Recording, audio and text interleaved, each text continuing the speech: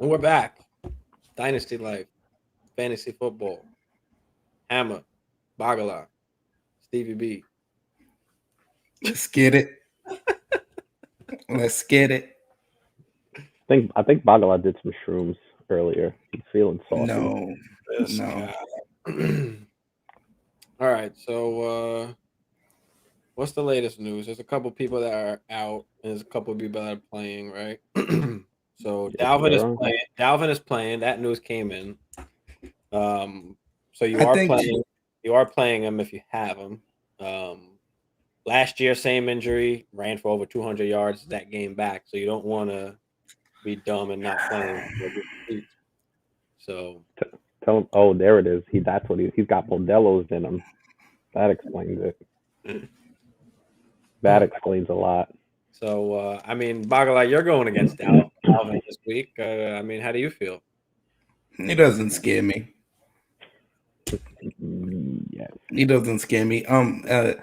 I just think that this Vikings offense it has made the shift to they want to throw the ball a lot more, and you're seeing early on in the season, Dalvin is not putting up the numbers that he was usually putting up. He's not getting necessarily getting the carries that he's used to getting, and he's not putting up the numbers. And also, I don't need to be worried, but Dalvin owners should be worried because yes, he's going to play, but he's high risk.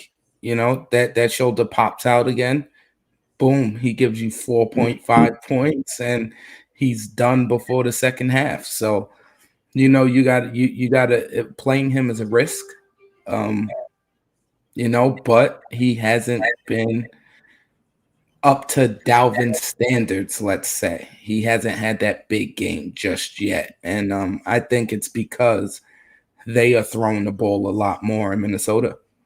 So he's a risk to play with the injury. And if he does play, what is he going to give you, So I still play him. He's still a top running back, but yeah, he doesn't bring that level of fear that he used to in past years that you can say, yeah, Dalvin's going to go for 2025. I feel like you just don't know now. Yeah, but the First, bottom line is you still got to play him. I mean, Yeah, you got to play him no matter what. If he's playing, you have to play him. so yeah, of course. Now, yeah, then maybe they are a little bit more pass heavy, but 20 rushes game one, 17 rushes before he got injured and didn't come back in game three. Only 6 rushes the second game, but they were playing from behind the whole fucking game. Yeah, they Um, got and smoked by the he's had 90 yards in 2 of the 3 games. Obviously, not in the second game because he didn't get that many rushes, but he's had 90 yards in both of those games, and he had a touchdown last game. And Dalvin Cook is literally 6 points. He's one touchdown away from being RB11 on the season. So I would disagree that he's not being that he's not getting the work. He is obviously not the second game, but they were giving it to him last game, and then he got hurt, so obviously couldn't finish the game. But he was on his way to over 100 yards and possibly more. So Yeah, but you could say that about the other games where he had 90. Something just feels different this year with Dalvin and the Vikings. It just does.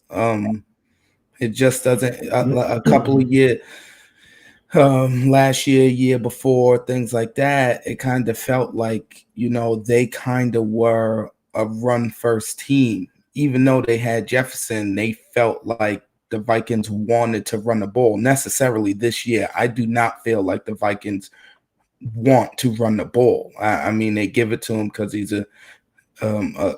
one of the good backs, but I feel like they are a little bit more pass heavy, and they want to throw the ball this year for whatever reason. They want to put it up. yeah, but as a running back, if you're getting 20 carries and then another 5, 6 targets, which he had both the first 2 weeks, that's 25, 25, 26 touches a game.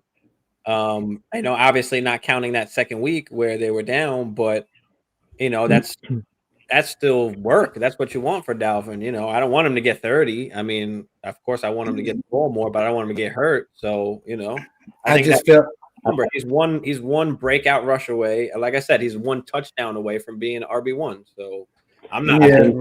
I 90 guess it just feels different to me. It feels different. You know, I think also too they're trying to protect him a little bit, over the course of, 16, 17 games. They probably don't want him running the rock 25 times. If you get him 20 to 22 touches between rushing and receiving, that's probably somewhere where they want him to be because he does have an injury history. You can't ignore that. So I think and also too, True. you have to watch the game as well. Is he making those explosive runs? Is he running people over? So, there's a lot of context that goes into that. So I think there's points to be made on both, but you really have to watch the games and feel the context. If he's getting 20 rushes for 90 yards, that means he's really not ripping off those explosive plays that you're used to seeing. Mm-hmm.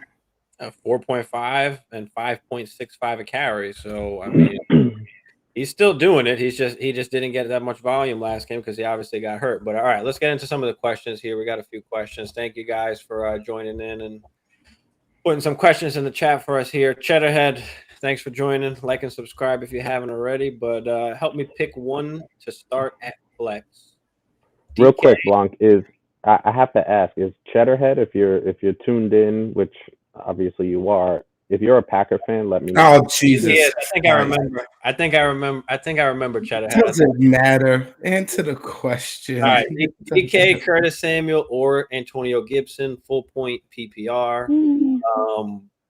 Bagala, you started with your Dalvin Cook bullshit, so let's go to Hammer. You go first on this one. Yeah, because I'm usually more rational and I usually provide great analysis with my championship trophy hanging on the wall. So I usually give good advice, but that's just me. This is an interesting one. It might be Curtis Samuel this week, boys. No, it's easy. It is Curtis Samuel.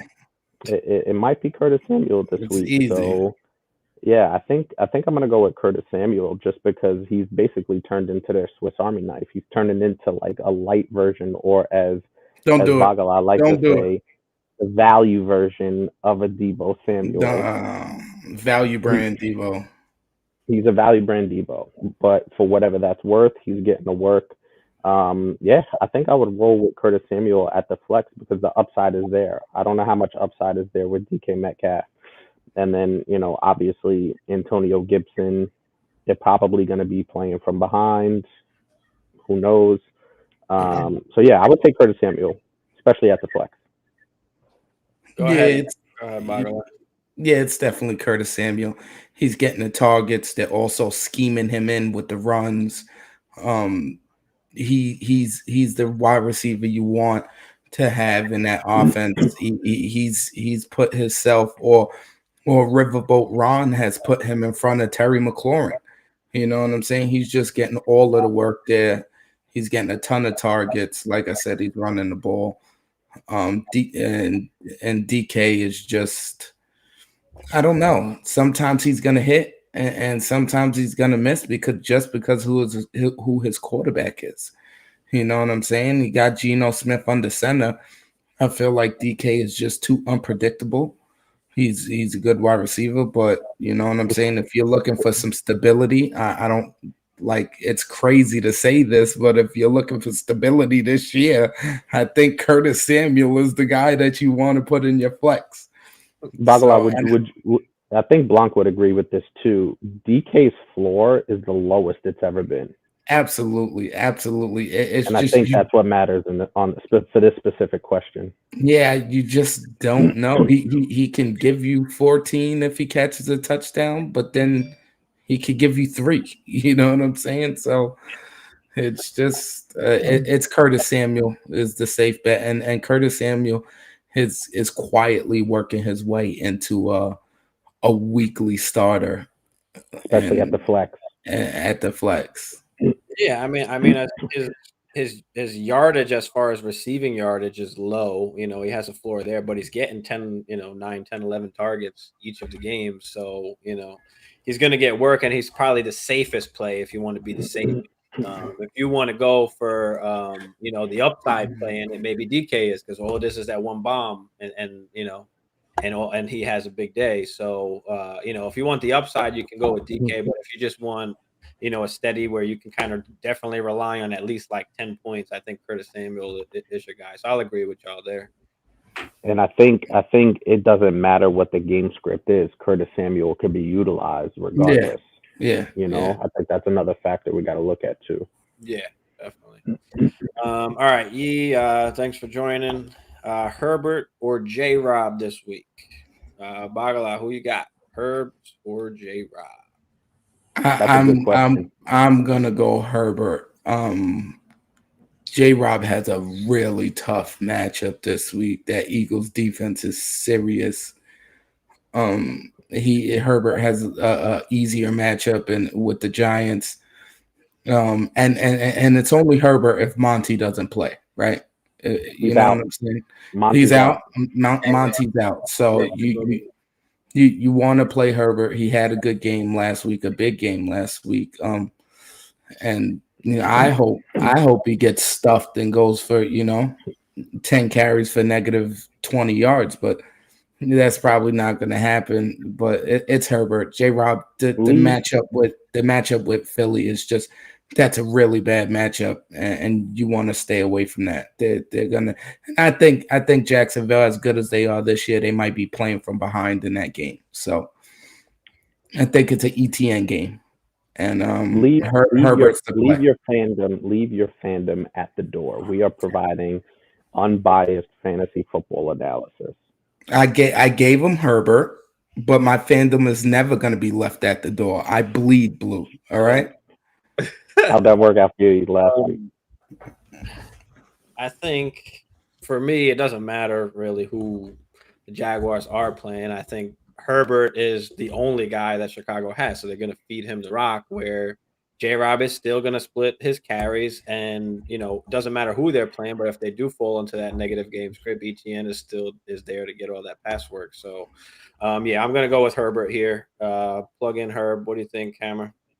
Yeah, this is definitely Herbert. I have James Robinson on a redraft league, and I actually picked up Herbert.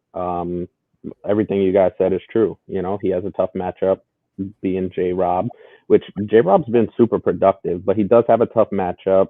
And if they do get down, you got ETN there who's going to get the passing down work. So definitely Herbert. All right, so we all got Herb there. Joker, thanks for joining in, Joker. Looks like he's a Bears fan. Boy, I'm a Vikings fan. We got a Packers fan here, and Joker's a Bears fan. Thanks for joining, Joker. Joker, we love that you're here. Like and subscribe, all of that stuff. But we are gonna stomp your guts out this weekend. and we own you. So. Oh yeah. This is not a good place for Bears fans. But go ahead, Steve. All right. You'll see it here. Who to start for flex full PPR? Jeff Wilson, Rashard Penny, Ramondre Stevenson. Hammer will let you take this one first. Go ahead. Yeah, this is another fairly tough one. You could make a case for all three, really. I probably wouldn't make a case for Rashad Penny. I have Jeff Wilson as well, and he gets the volume, and he's been getting the volume since Elijah Mitchell went down. I believe San Francisco is in the Rams, though, on Monday night. That being said, New England's playing Green Bay, who has a really good defense. They have a terrific front four. They have a terrific linebacking core. So I'm going to go with Jeff Wilson here. I think Jeff Wilson is going to get enough volume to be, he's going to get 18 to 20 touches. And if they're behind, he catches the ball a little bit. I don't think Ramondre Stevenson is going to have that great a game against Green Bay, and it could be a negative game script from them. They're playing at Lambeau. So I'm going to go with Jeff Wilson here. All right, Bagala. I like Jeff Wilson a lot. Just 49ers run the ball a lot. He does have a little bit of tough matchup with the Rams and Aaron Donald in the middle of that line and things like that. But being that Mac Jones is out, I think that the Patriots are going to try and run the ball. They're going to try and run the ball heavy. I think it's going to be a lot of Damian Harris and a lot of Ramondre Stevenson. And I just think Ramondre is the better back. You can't go wrong with either or. But for me, this game, I'm going to go Ramondre. Just Brian Hoyer starting the game. So I just think that the Pats run the ball heavy and they run it a lot. It pains me to say that because Steve, you're starting Ramondre in one league against me, so I really don't want to see him go off. But I do think he probably could have a good game this week. Real quick, Bagala, do you think that the game script and with the Packers having a much improved defense, do you think that didn't factor into what you were thinking about with Ramondre? Well, I also think that the Patriots have a good defense, and I trust Bill Belichick. I don't think Bill Belichick is gonna really let this one get out of hand too much. And even if it does turn into a negative game script, Damian Harris is not going to be the pass catching back. It's going to be Ramondre. He's going to catch the ball, and Brian Hoyer could turn into a check down Charlie. And you know what I'm saying? Not pushing the ball down the field. And even if it's just a regular game script, I still think when they do throw the ball, it's going to be short dump off passes. I think Stevenson's going to benefit from that. So either way, I think Stevenson is gonna gain some points in this game, even though the Patriots are going to lose. I think he's going to come out with a semi decent game. Yeah, I actually agree with Bagala on this one. Even though Jeff Wilson is the only guy there, being that it's full PPR, it does persuade me more to the Stevenson side. And even like last week, I mean, last 2 weeks, Stevenson's been playing 62% of the snaps. So, The takeover is coming.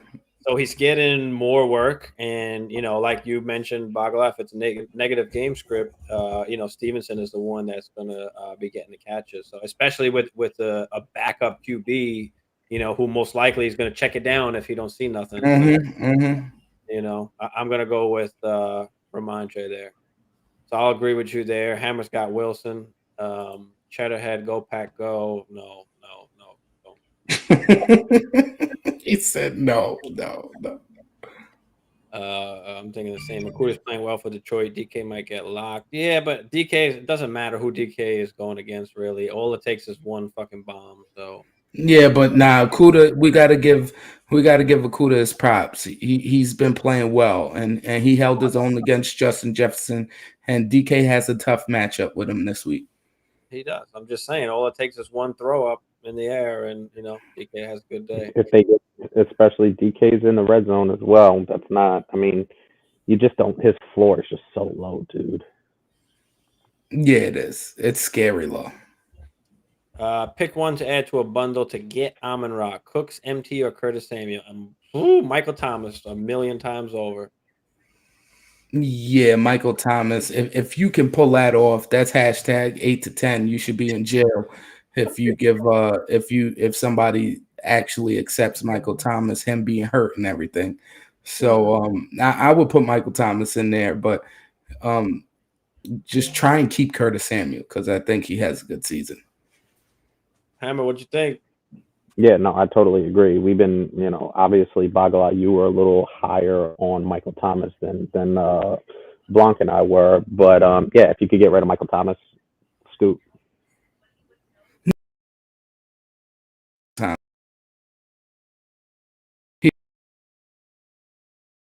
Bam, approved. Yeah, bam. And he started off good, and then he got hurt. And, we got to see what else happens. Get him out of there. Jacob, thanks for joining. Like and subscribe, brother, if you haven't already. But all right, Dallas D versus Washington, or Vikings D versus New Orleans with no Winston and Thomas. No, it's not even a. Yes, it is. Going with Dallas. I'm not going with Minnesota. We had negative Okay. negative last week. We're not going with Minnesota. I'm not going with Minnesota, and I'm a I, Minnesota fan, and I'm telling you, just don't do it. I thought I'm you with were going there. No, Dallas nah, is always good. I mean, I don't know. nah. Dallas can rush the passer. They got a really good defensive line. They got Micah Parsons, and they are playing the accident waiting to happen. That is Carson Wentz. He's gonna The give you enigma. some. He's gonna give you some turnovers. So yes, Yep. it's Dallas. Yeah, Dallas is Yeah, it's happy. Dallas, and it's not even close. Yeah, it's Dallas. It's not even close. Yeah, I got Dallas too. All right. All right. Well, that's it for the questions for now. Who are we talking about? Michael Thomas. Just a matter of fucking time. I keep telling y'all. Well, what is it? It's a toe. I don't even know. It's It's a toe. ankle. Or, Another ankle. nah, I don't think it's his ankle. Hold on. I It's think Pickens said it was his other ankle, but let me see here. Hold on. I'm checking it out right now. Foot. It says foot. foot. And he's ruled out. Not even like game time decision. Like it's ruled out. And this is part of the thing. And especially, listen, if you drafted him in the 13th round, fine. It's not Right? that big of a deal. That's not that big. But if you drafted him in the 6th or 7th round, it's a bigger deal. It is a big deal. But I think he'll come back and How do we know? right now he's a red zone threat. That's what he is. You know what I'm saying? He's a red zone threat. If he doesn't get the touchdowns, I don't think he's gonna hit his days of catching 100 balls, 90 balls, 150 balls. They're over. So you know what I'm saying? He's at best a wide receiver 3 or a flex. He's like Agreed. he's like Adam Thielen. Like 5 for 70 and touchdown maybe. If he gets yeah, and no, that's the perfect way to put it, Steve. He actually is what Adam Thielen is right now. He's touchdown dependent. Yep. Agreed. Yeah. Jacob Metcalf or Bateman in my flex PPR. Actually, a really good question because Give me. I want any piece of that Buffalo Baltimore game that I can get. I think that game's gonna be high scoring. Buffalo is dealing with a bunch of injuries in their defensive backfield. Micah Hyde gone for the season. You don't know if Jordan Poyer is going to play. Their corners aren't that solid. I'm playing Bateman in my flex. I'm feeling comfortable about it. That game might be 34-31, and those quarterbacks are going to throw all over the yard. So if I want any part of that game. Go ahead, Hammer. Lamar Jackson's on a scorched earth tour, and between Bateman and Duvernay, they're getting the work done. Give me Bateman and give me some more Bateman and give me Bateman twice on Sunday because Lamar Jackson's out there for blood right now, and Bateman is the primary beneficiary of that. Him and Mark Andrews with a little bit of Duvernay on the side. So give me Bateman. Yeah, I mean, I just don't love it. I mean, 2 catches, 4 catches, 2 catches. It's either like 2 for 50 or it's 4 for 100. Like But it's Yeah, but you got but against Buff. No, I'm just pointing out shit. I'm not saying I'm not going with Bateman. I am going to go with Bateman, but I'm just this week. Yeah, but yeah, for this week, especially against Buffalo, where if they do go down, obviously they'll get into a shootout. But a bunch of Buffalo's defensive guys, are hurt. So I was just going to touch on that. Buffalo secondary is banged up. So it is a good spot to start Bateman, and you're not missing much. Like literally what Bateman, I just said. like they're both hit or miss one play guys. So I'll go with Bateman because I think he'll probably have more opportunities to do what he does than Metcalf will. So yeah, we'll go Bateman there. Definitely. Ding, ding, ding. We got to see if these play out now. better. Yeah. What about Tua? Tua almost died last night. God, man, that was horrendous. bad. That was one of the harder things to watch live on your TV screen, Well, they like shouldn't have watching been football. keep showing it. They kept showing like that. They shouldn't have kept showing it like He that. got slammed down, bro. Yeah, and for Yeah, all of the people that actually have Tua, like this whole thing, the way he hit his head and how bad it was, his concussion thing is not over. He's gonna miss next week. So whoever has Tua should be looking for a replacement because he will not play next week.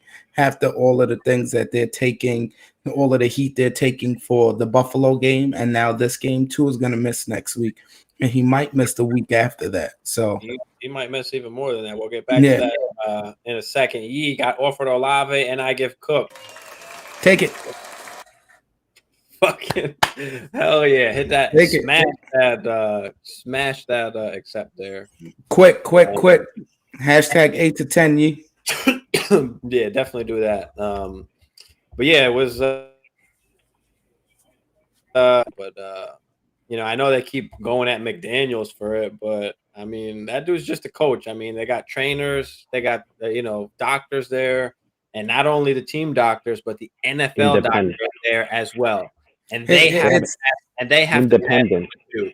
So the NFL can't be mad at just the fucking team. Their doctor gave the okay as well. So and not only that, it's actually an independent doctor they have there. Yes, it is an independent doctor, and not only that, it's that her head coach has so much on his plate while the game is going on. He just gets a call. If the doctors or the training staff says, "Yo, Tua's good to go," he just sends him back in there. He's not at that point in time. He's not thinking about, you know what I'm saying, anything like that. If you want to say after the game or before the game, but he's just listening to what he's being told. He's just getting the medical. Hold on. I gotta throw this up there real quick. That's right. I do look like Rasheed Wallace. You know what Rasheed Wallace was good for too, right? My guy, Ball don't lie. Ball don't lie. He used to get texts. He was one of the biggest tough guys. Free Brett Favre. Nah, Brett Favre's a piece of shit. Nah. I can't subscribe to that. I can't subscribe to that. Exactly. I'm the biggest piece of shit. Listen, I don't know all the details and everything, so I don't want to say anything that I don't know, and I'll let you talk. I know enough. I don't subscribe to that. Brett Favre's been my guy since I was a kid. I don't subscribe to what he did. I don't know exactly what happened, but I know apparently he wound up, after finding out what it was, he wound up paying the money back. But I don't know, so I can't really talk about it. Nah, he's doing it. Brett Favre's got a lot of funny money. He's doing a lot. Yeah, he's a lot of funny money. What's up, Dylan? Ball don't lie. Yeah, that's right. Ball don't lie, baby. But yeah, that Favre shit. I mean, I don't know. He was doing a lot of, and then it came out that he was taking money from his foundation that he gets donations for, like people with cancer and stuff. He was taking money from there and sending it over to Southern Miss. Like, it was bad. CTE serious. Brett Favre. CTA ain't making Brett Favre do that. Come on, Cheddar. You just giving them excuses now. Nah, I can't subscribe to that. Brett Favre's my guy. Yeah. All right. So I mean, we went over Mike Thomas real quick. Who else? We got a Swift and Amon-Ra out. Those are big.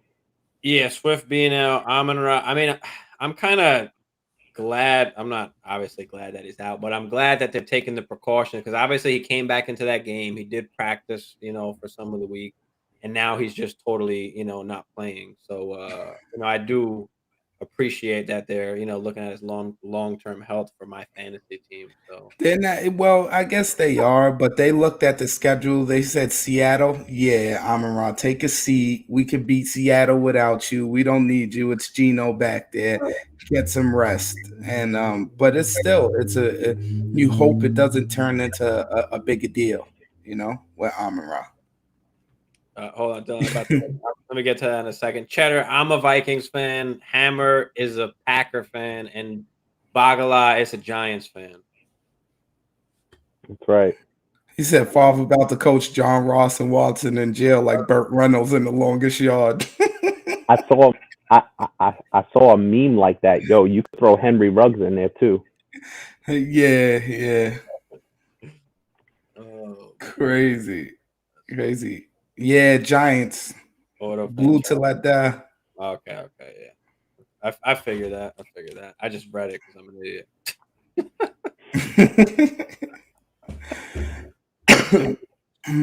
Oh shit. All right. Who else is So all right. Zach Wilson is coming back this week. Sweet Life. Yes. Sweet Life's coming back this week. The MILF Hunter's back. He got some dog in him. Yeah. Proud. And I think that Elijah Moore is still his guy. What do you guys think? It could be. We have to see because let's be honest, the best receiver in that on the Jets is Garrett Wilson. He's a baller. He's the best receiver they got, and we just have to see who Zach decides to throw the ball to.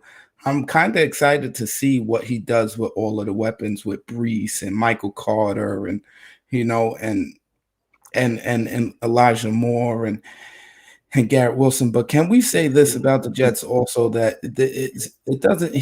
Zach Wilson is not going to be the savior until they get some kind of like creativity in their offense. It's just blah. Like I don't know. You know what I'm saying? It's just blah. It took them a game or two before you put Garrett Wilson and start getting him some touches. He should have been starting the season. So I don't know. Go ahead, do you think that their lack of confidence in Zach Wilson is why they're so vanilla with him? I don't know, but maybe you could have said that because he was a rookie and things like that, but you got to open it up now. What is this, his third year? You got to find out what you got. Second? Is it second, Steve, or his third year? Who, Zach Wilson? Zach Wilson. Second, I believe. Second. Well, he got the weapons, and he can throw the ball. He can definitely spin it. So I don't know. I'm not even a Jets fan. I'm kind of excited to see what they can do because I think the Jets were one of the teams that had a really good draft and a really good offseason. So, but this is definitely a must-win game for them, and they should beat the Steelers. I mean, would you bet money on it? No. Right. Oh, Flacco's looking good. He's slinging that shit. Steve, stop. Flacco has nothing to lose. He's slinging that. He's like top 5 in the league in passing yards right now, I think. Like, Steve. He's top 5. This is not 2011. 309, 307, 285. 4 touch. He ain't fucking around. 4 touchdowns against Cleveland. This is not 2011. 2010. But yeah, I mean, shit. What if they sit Zach Wilson's bum ass after he just doesn't do shit, and then bring back in? I'll tell you one thing. If Zach Wilson doesn't step up and that Jet offense doesn't look good for a couple of weeks, you're gonna be hearing them chants for Joe Flacco again. I'll tell you that. Yeah. No, they can't start Joe Flacco. They wouldn't do that. I'm not saying they will, but you'll start to hear it. No, they wouldn't do that. All right, Chad, if you had to pick one team to win this week, who is your safest pick? If there was one game, who would? I mean, this is any given Sunday, but it's a tough one. There's some good matchups. For me, and this is not being biased, I'm taking the Packers at home against the Patriots. With a backup quarterback, with a New England offense that's very stagnant. Yeah. I'm taking the Packers at home against the Patriots. And I didn't even want to go there, but I couldn't find anything else that I could give full confidence in. Yeah, I would say them. That is a good one. That's probably the best one. I give you one that's just a little bit different, but maybe I think the Chargers over the Texans. I was gonna go there, Steve. I like the Chargers over the Texans. I think Herbert comes back another week healthy. They got shellacked by Jacksonville. I think they're gonna Still, be come out, and I think they're gonna come out and they're gonna be out for blood. and I'm with that, but Keenan Allen's still out, and they haven't exactly looked like what we expected. That's the only reason why I had some hesitation with that game. Yeah, well, I mean, now he's another week, you know, has gone by from that rib injury. So I think Herbie will be all right. Hopefully he'll chuck it up to Mikey Will a bunch. So Hopefully not, but I do think the Chargers get on track. I think they get on track this week in a big way. yeah, well, that would mean that Mikey Will is doing some damage. There And it is. don't scare me, man. Bill Belichick. No, I mean they're down. Obviously, they're QB, so they've got the backup coming in. I mean, even with Mac Jones, they're not playing great Right. anyway. So On the road. even with Mac Jones, I think that game would be one that would be pretty good. Lions over Seahawks. Geno is ass, but you got no Swift and you've got no St. Brown. You've got the Lions' best two weapons taken away. So Right. it's not, it's closer than we might want it to be. But And on top of that, the Lions' defense is very suspect. They're giving up points like it's going out of style. So, Yeah, that's not a Gino, gimme. yeah, it's not a gimme. Gino is ass. Maybe he gets a few touchdowns. Maybe Rashard Penny picks it up. But that's not a gimme at all, especially when, like Steve said, the Lions don't have their two best players. yeah, I Yeah. mean, Gino is, he's trying to just protect the football and play that. Gino is ass cheeks. Yeah, I'm just saying he's just trying to protect the football and play that defensive game and take away possessions from other teams and shit. And Yeah. so it'll probably be a close game. I mean, Gino is just gonna try and keep it close. He's gonna try and keep his team in it. Like, what do you think? Yeah. Yeah, no, I don't. I'm not a fan of Geno Smith by any means, but he's had 2 out of the 3 games. He's been decent. Let's call it that. I know that decent is his ceiling. And like you said, with the Lions missing their 2 primary weapons, I can't say with any confidence that the Lions will beat the Seahawks. Yeah, I can't either. Let's see who else is. Who else came back from injury or is not playing? Keenan Allen, like we just said, not playing. Oh, he's Hunter not. Renfro still out. Who? Hunter Renfro out another game.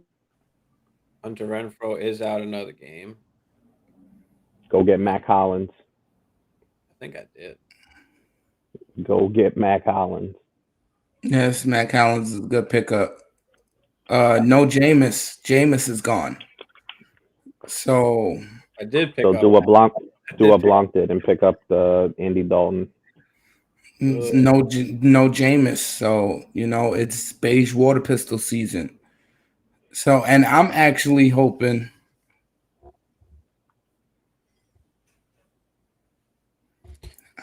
Would you start? It's Monique. Hi guys. Go ahead, Steve.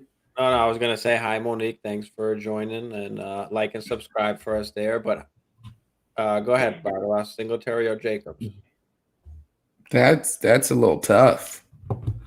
That's a tough one. Jacobs hasn't been blowing the doors off. Singletary is coming off a good game.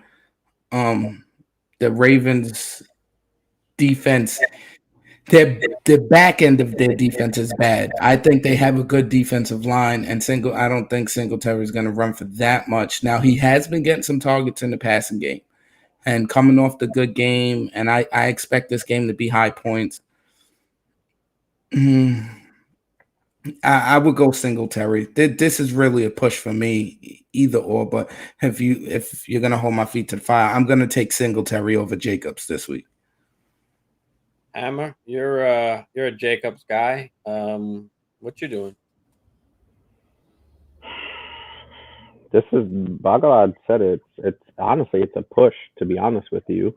Um, Singletary had the big game, but Jacobs is getting the consistent volume. Like there's no question about how much volume Josh Jacobs is getting. So based on that alone, I'm gonna take Josh Jacobs, but it's not by much, to be honest. Yeah, like I said, I took Singletary because I want any parts of this Bills Ravens game. I think it's going to be a high scoring game. And I think Singletary probably has a better chance of scoring a touchdown for you. So that's why I think it is Singletary. It's hard for me to argue with that. But my only quick counterpoint to that is sometimes if you're anybody not named Stephon Diggs, you could get lost in this offense. You know what I mean? So like, Gabe Davis will have a quiet game and, Diggs will still go off. McKenzie will have a quiet game, Diggs will still go off. So, sometimes we tend to look at Buffalo as this high powered offense, which they are. But if you're really anybody outside of Stephon Diggs, I can't really count on you as much as I would like to. So that's the only reason why. And Jacobs is getting 18 to 20 touches a game between rushing, couple of targets in the passing game, and I just have a feeling he's gonna bang it into the end zone one of these times. Yeah, I mean, Singletary, other than the last game, hasn't done squat. We had 11 catches last game, 9 receptions, which is that's not really what he does, but it's just so happened he did that last game. They are going against Baltimore. Bagala made up some good points, obviously. That could be a shootout, but Jacobs is going to get the ball regardless. And he'll give you that 60, 70 yards. Can he bust one out to go over 100 for you, or can he get that touchdown? I think there's a better chance that he does, than Singletary. So now my only trepidation with Jacobs is he's going against Denver, and Denver traditionally has a good A defense. solid defense. I think they're fourth against the run this year. But I'm still going to take Jacobs just because of the volume. But they just got to get down there to the goal line. So Right. when the Bills are down at the goal line, Josh Allen most likely is taking that in, or they're not really handing it to Singletary down there. Where at least Jacobs, is going to get should at least get the ball down there if they don't throw it a little fade to Devonta. But Jacobs is due for a touchdown, so I'm going to go with Jacobs here as well.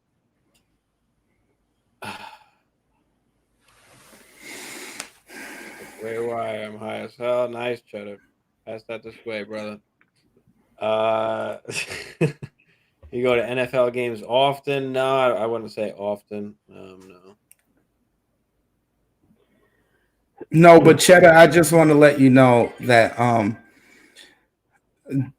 the Polish Hammer is really a fraud Packers fan. Okay, he's never been to Lambeau. Okay, he's Hammer's never part owner. Don't you disrespect Hammer is part owner. And he needs to trade in his 1%.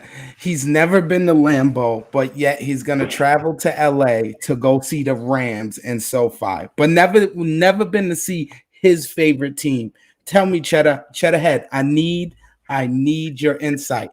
Is he a fraud fan or what? Because can I provide some context? Can I provide some context? There's no context. You've never been to Lambeau. Let me speak. Can you let me speak?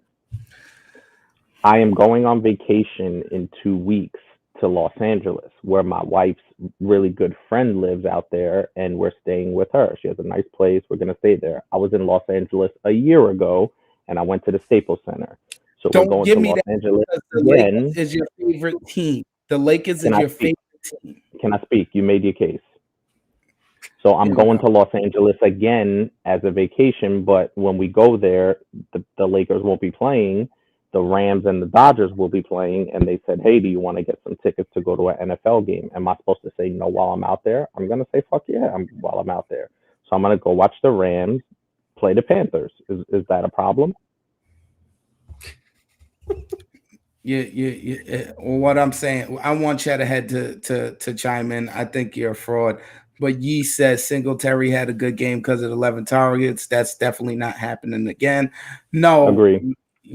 no, Yee, I don't think it's happening again either. I don't think it's happening again, but I just think this game is going to have a lot of points, and I think that gives him a good chance to get in the end zone. We're talking about touchdowns here. It's not like we're talking about, Stephon Diggs, we know, and Steve's going to find out this week. He's going to have, like 14 grabs, 160 yards, and probably like 2 or 3 touchdowns. Steve's going to end up crying. It's gonna be a hard week for the Schwam and the Blanco here, but don't worry. Or he can just go 7 for 70, and everything can go to Isaiah McKenzie. So that's not gonna happen. But we both know that's not gonna happen. Yeah, we all know that's not gonna happen. Yeah, it's like Stephon Diggs gets on the field and he just looks at the camera like Thanos did and says, "I am inevitable." Exactly. He's gonna get his He's work. inevitable. He's inevitable. Yeah. If you ever go to Lambeau, fly into Milwaukee, drive up an hour, you'll save a bunch of money. Okay, noted. See, here's the deal, Cheddar. I would love that. I would love to take a couple of my boys, maybe even Steve here. He's a Vikings fan. Go to Lambeau and see Packers Vikings. That would be dope. Well, now let's go to Minnesota because they got the nice new stadium. No. We could be fucking warm and shit. No. You're gonna go if you're gonna go see the Packers. You're gonna go to Lambeau Field, and you got to get there before Aaron retires. We're going. So yes, I will make it to Lambeau. Retractable dome. Nobody cares about that. Yes, it's way nicer. All right, back to the fantasy news. Icebox, fucking shit, Lambeau Field. You better watch your mouth. Listen. All right. So yeah, he's back. Cordell Patterson, knee listed as questionable. I think he was just taking some rest days. They said. Yeah, I think he'll play. Making a big deal about it, but I don't think it's a big thing. CMC winds up on the injury report. It was only a matter of time. It was only a matter of time. And this is why if you drafted him in redraft and you draft him so high at 1 or 2, this is what you hate to see because he takes so much of your team, a chunk of your team. You're counting on him for so much. And then, it's not like the years before where it was major injuries that kept him out. It was little things like this. And now it's becoming cumulative. Soft tissue injuries that keep him out for multiple games or a whole season. And that's why I was glad that, I didn't have to draft him. It's no coincidence that he took 25 carries in the last game and now he's on an injury report. Exactly. I think they're just being precautious. He said he feels great. He's fine. So yeah, until something else happens and he's out for 6 weeks. I don't think he needs to practice much, but Michael Gallup looks like he's going to play Monday night against the Giants. Who are you talking about? That just passed. He didn't play. They just played. Giants are playing. Cowboys are playing the Commanders, I believe. Oh, why? Yeah. He didn't play against. Okay, yeah, my bad. Yeah, I think he comes back against the football team, though. Yeah, so he's supposed to come back. He's worn a brace in practice. He might be limited in the number of snaps. So don't play. I still wouldn't play Gallup. No. Don't play Gallup. Cat comes back. Wait till they kind of get accumulated. So yeah, I'm with you, Steve. Yeah. Dylan Foreman a good pickup, or will Hubbard see more snaps? I kind of think that if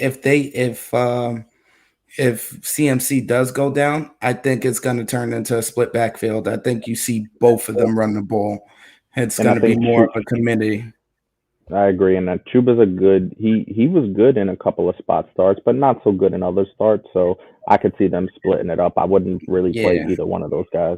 And if you are just trying to throw a dart against the wall, I think Foreman, if somehow Baker gets them down into the red zone, I do think Foreman will be the bigger back down there in the red zone trying to get those touchdowns.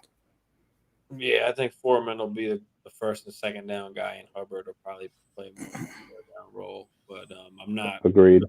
starting them either of them. No. So Hold on, Blanc. Bring up Cheddar's not a comment. bad pickup, but I wouldn't start him. So it's not really worth it. I would say. What'd you say? Bring up Cheddar's comment that he posted. Which one? He's 30 and lives in LA. Cheddar. Yep. Lambo 6 times, 4 times. I just went for He's myself. Biggest exactly. He's been there. Read it. I also have It doesn't matter. I'm here, so I got nothing wrong with it. It doesn't matter. He's been to Lambeau 6 times. That's fine. I'm not gonna get on a fucking plane by myself and go to if we Lambeau. do wind up going out there, we should meet up down there if we do. Yeah. I would love that, dude. Yeah, that'd be cool. Hamza, thanks for joining, man. Like and subscribe if you haven't already. You put your question at the perfect time because you're up. Start Ayuk or Jamal Williams at flex. I think there's really no question. I think you have to play Jamal Williams at flex. Swift is not playing. You could play Jamal Williams. If you felt like playing Ayuk, I wouldn't argue with you because the Rams, Debo will see a lot of Jalen Ramsey. So, but Blanc is right. It's no question. You got to play Jamal Williams. Hammer. Yeah, the more I think about it, I mean, I do like Ayuk, but he has so much more competition. Jamal Williams is the guy, really, with no St. Brown and no DeAndre Swift this week. So, it's got to be Jamal Williams just on upside and opportunity alone. Yeah. All right. Yes, sir. Gitz, what's up, Gitz? Thanks for joining. Like and subscribe if you haven't already for us there. I trade Godwin, Schultz, Bateman for Andrews. Is that a W? Is this a 10-team league? Is this a 12-team? I think we need to know a little bit more to actually give you an answer on this. Because it looks like a lot. But I wouldn't say it's a lot. But do you have all these guys on your bench? Because I'm sure Godwin and Bateman. I'm sure you drafted late. So are these just your bench guys that you just want to upgrade at tight end because you have you're good at other positions, or is Godwin and Bateman like kind of all you have, or you're starting lineup? This is really a context question because I think if you're talking about right now or for the next month, you definitely won the trade. But maybe down the stretch with Godwin coming back down in around near the playoffs, Schultz and Bateman, that's a lot of production if those guys are all playing week 13, week 14 into the playoffs. So in the interim, you won the trade because you traded 2 guys that are hurt. But maybe in week 13, week 14, that could hurt you if you're lacking some depth.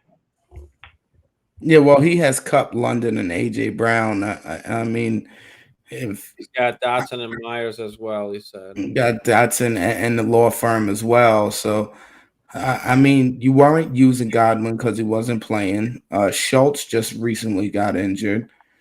And you have Andrews to replace him. And you got Andrews to replace him. You traded a bunch of nothing for Mark Andrews. It looks like you gave up 3 guys for 1. But I would say you won this trade. I would even go as far as saying, it gets hashtag 8 to 10. You belong in jail. You trading people that are not playing, dude. Like, you know what I'm saying? Guys that are not even seeing the field. The only guy that's playing right now is Bateman. And then you get Mark Andrews in return. Yes. That's hashtag 8 to 10. That's a good trade. You win that trade. Who knows when Godwin's going to come back? Schultz is on the fritz. Dak is. When is Dak going to come back? And Bateman's a boom or bust guy, and you get Mark Andrews who's going to slide into your lineup with Cup, with London, with AJ Brown. Yeah, I like this trade. That's a W. Gets. Emma, what you think? Yeah, I mean, listen, it's hard to refute anything Bagala said. I like the trade, especially for the right now, considering the other pieces that you have. But it's one of those things where down the stretch, those are three productive guys. Obviously, Bateman, we know he's a boomer bust, but Godwin and Schultz down the stretch, they can be really valuable pieces. I don't think they're going to miss the entire season.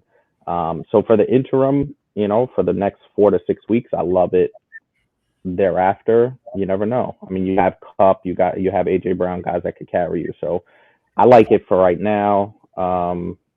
And you traded guys that were hurt, and you're getting immediate return on investment. So I'll say I like it. I think I've got two answers for this.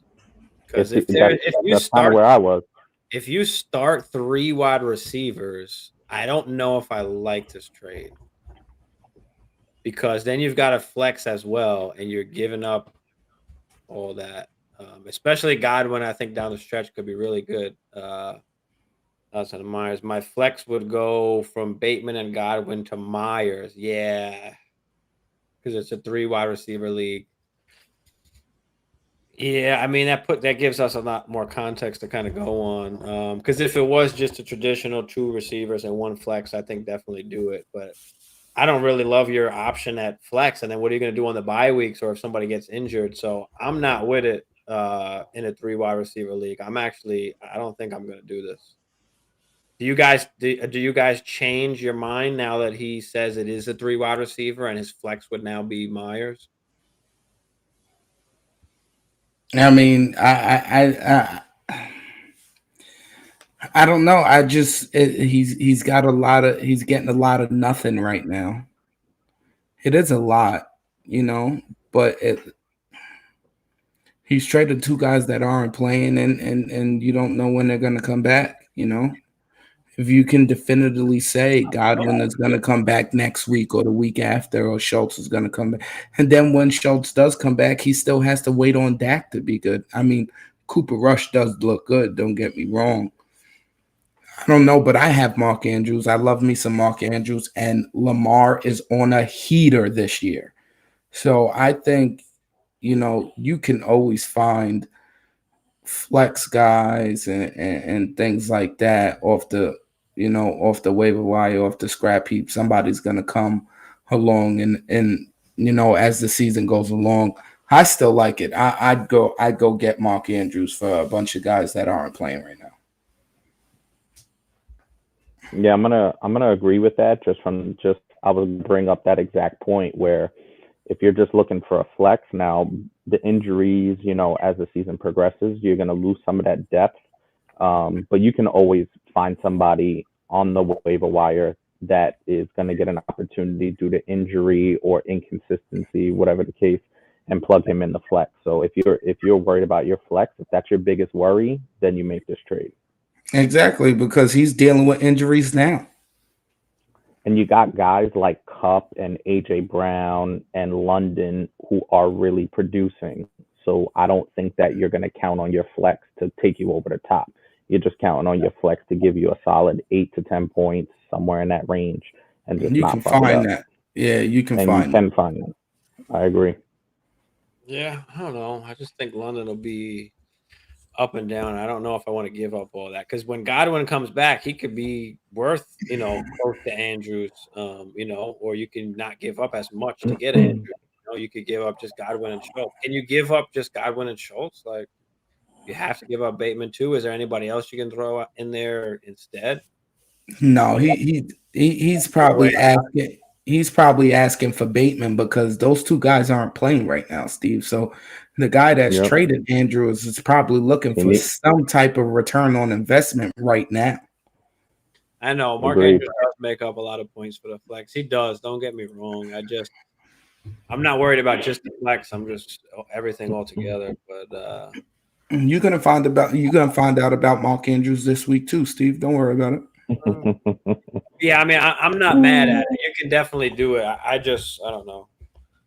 I'm just leaning not to go towards it. But I mean, it looks like a lot. It does, but Godwin played early in the season and got hurt, and now he's been out 4 weeks. You know what I'm saying? Schultz is down. You still got to wait for Dak. It looks like a lot on this, face value, but he's he's okay where he doesn't have to press. Like even though they're not playing, like you know what I'm saying, he's still good. But imagine Godwin in top form, and you've got Godwin, AJ, and Cup, and then you've got London in the flex.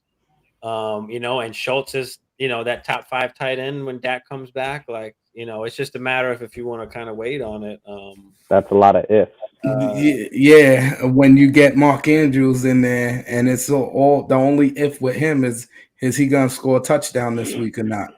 And then you've got all your buys, so then you're still going to be playing Myers at your actual wide receiver position, and then having to play maybe Dotson in the flex. It's not bad, but like I said, you can't go wrong with it. I probably wouldn't do it. That's just me. But all right, you got their approval, but you don't got mine. No, it's not a bad trade. You can still do it. I am mad at it. Give him the stamp. I am mad at it. But that's a double stamp. All right, hold on. I'll give you that. He only stamps it when he approves it. You know what I'm saying, Polish? Nah, yeah. You know what I'm saying, Polish? Yep, we're just squirrels in his world. That's it. Our receiver course really bad. That's why he's doing it. Okay, I mean, yeah. Well, that's what I'm saying. Maybe try and take advantage of him. Maybe he'll take less. You know what I mean? Try and finagle that shit. Don't just give him, what he's asking for. See if you can give, you can give some other guys and keep maybe Godwin or Bateman. But yeah. Boom, boom. I think that's it for the questions over there. But it is 11:30, so this Dynasty time. Wow. Dynasty hour. Where losses become wins. Absolutely, everybody. So for everybody that plays Dynasty out there, which if you don't play Dynasty, you should. It's phenomenal.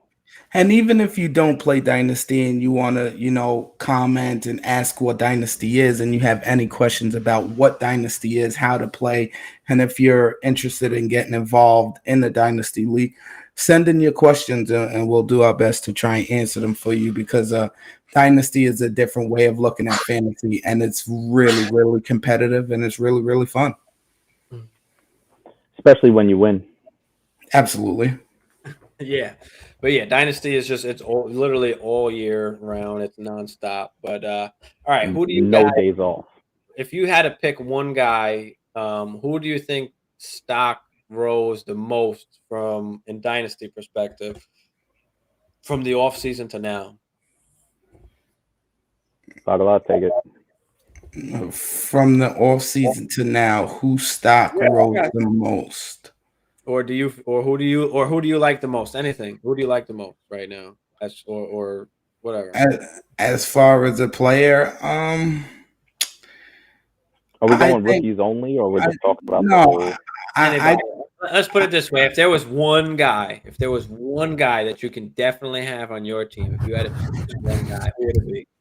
For Dynasty, if there was one guy that I could have on my Dynasty team that I wish I actually wish I would have drafted him, and I wish I would have taken him, because I think he's going to be a great player or a really good player down the line, because early in the season he showed it. And I was high on him, but in the beginning, Jahad Dotson. I think Jahad Dotson is going to be a very good receiver. He showed it even with the Enigma Carson Wentz. He's doing it. I mean, they decided to get Curtis Samuel involved, but you can kind of see his skill set and things like that, and what he's really about, and what he's going to bring to the football team in years to come. And I really wish I would have took him with the 1-8, 1-9 pick. But I went running back instead. And I know James Cook is going to need some time, but I figured that I can trade back into the second round and get him early. But I wasn't able to. Somebody else took him, but I really wish I would have got Jahad Dotson for the future. That's Yeah. just a rookie pick right there.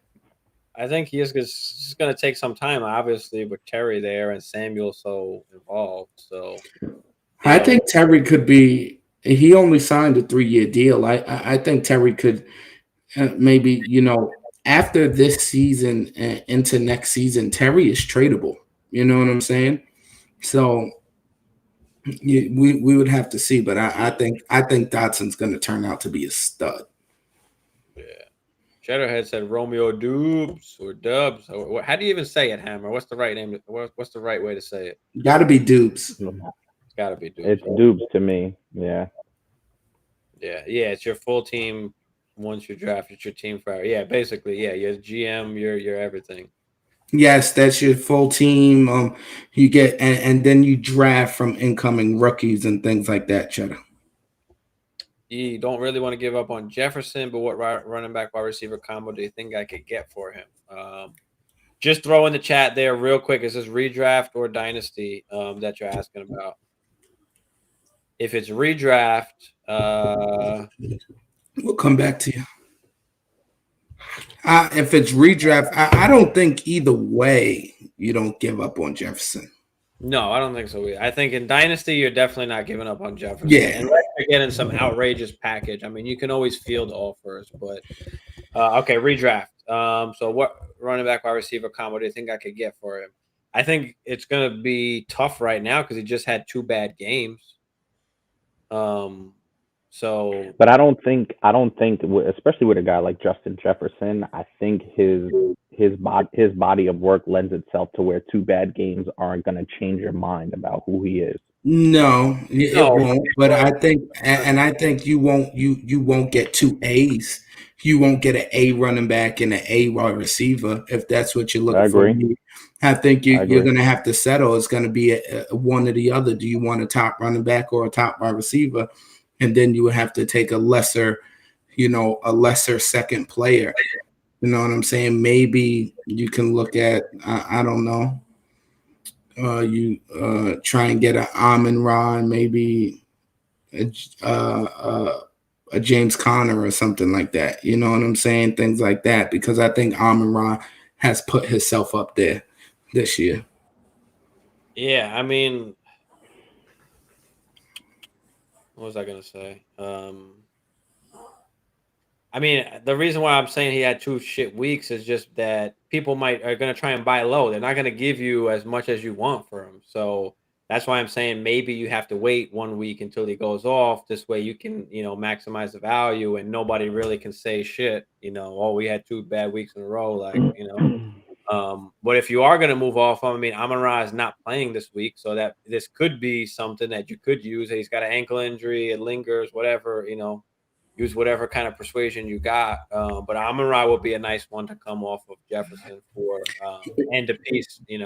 It's hard to say an exact running back because every team, it depends who they have on their team. But like a guy like Connor who's not producing, you kind of want him to, Josh Jacobs, somebody like that. Yeah, I would even go this far. Target the owner who has Alvin Kamara. Alvin Kamara hasn't done anything this year, but I think he's going to pick it up.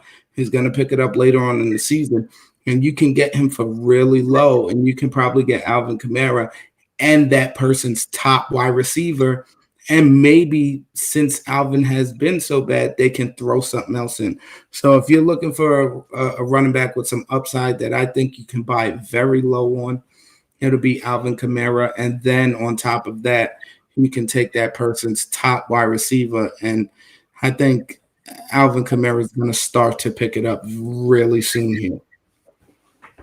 I got like saying that because he's been trying to trade Alvin Kamara for 3 weeks. I think that CD Lamb is a great one to try and go after as well, especially with Dak being out. I think that would be a good trade. See, for me, you definitely drafted Jefferson in the first round. So he's one of those players you don't trade. No. So you might need a wide receiver more than you'll need a running back at this point if you're giving up Jefferson. So I would try and go after like a CD Lamb and see whatever running back they've got as well. This way you can try and get, a 2-for-1. But something like that. What other wide receivers are out there that Jamar Chase. Jamar Chase hasn't had a great. He hasn't had great. Jamar Chase is a great one. That's a good one, Hammer. Yeah, but for me, ye don't panic. Don't give up Jefferson. Don't give up on Jefferson. He's gonna produce for you. The final stat line is gonna be what you expect it to be. Exactly. Yeah.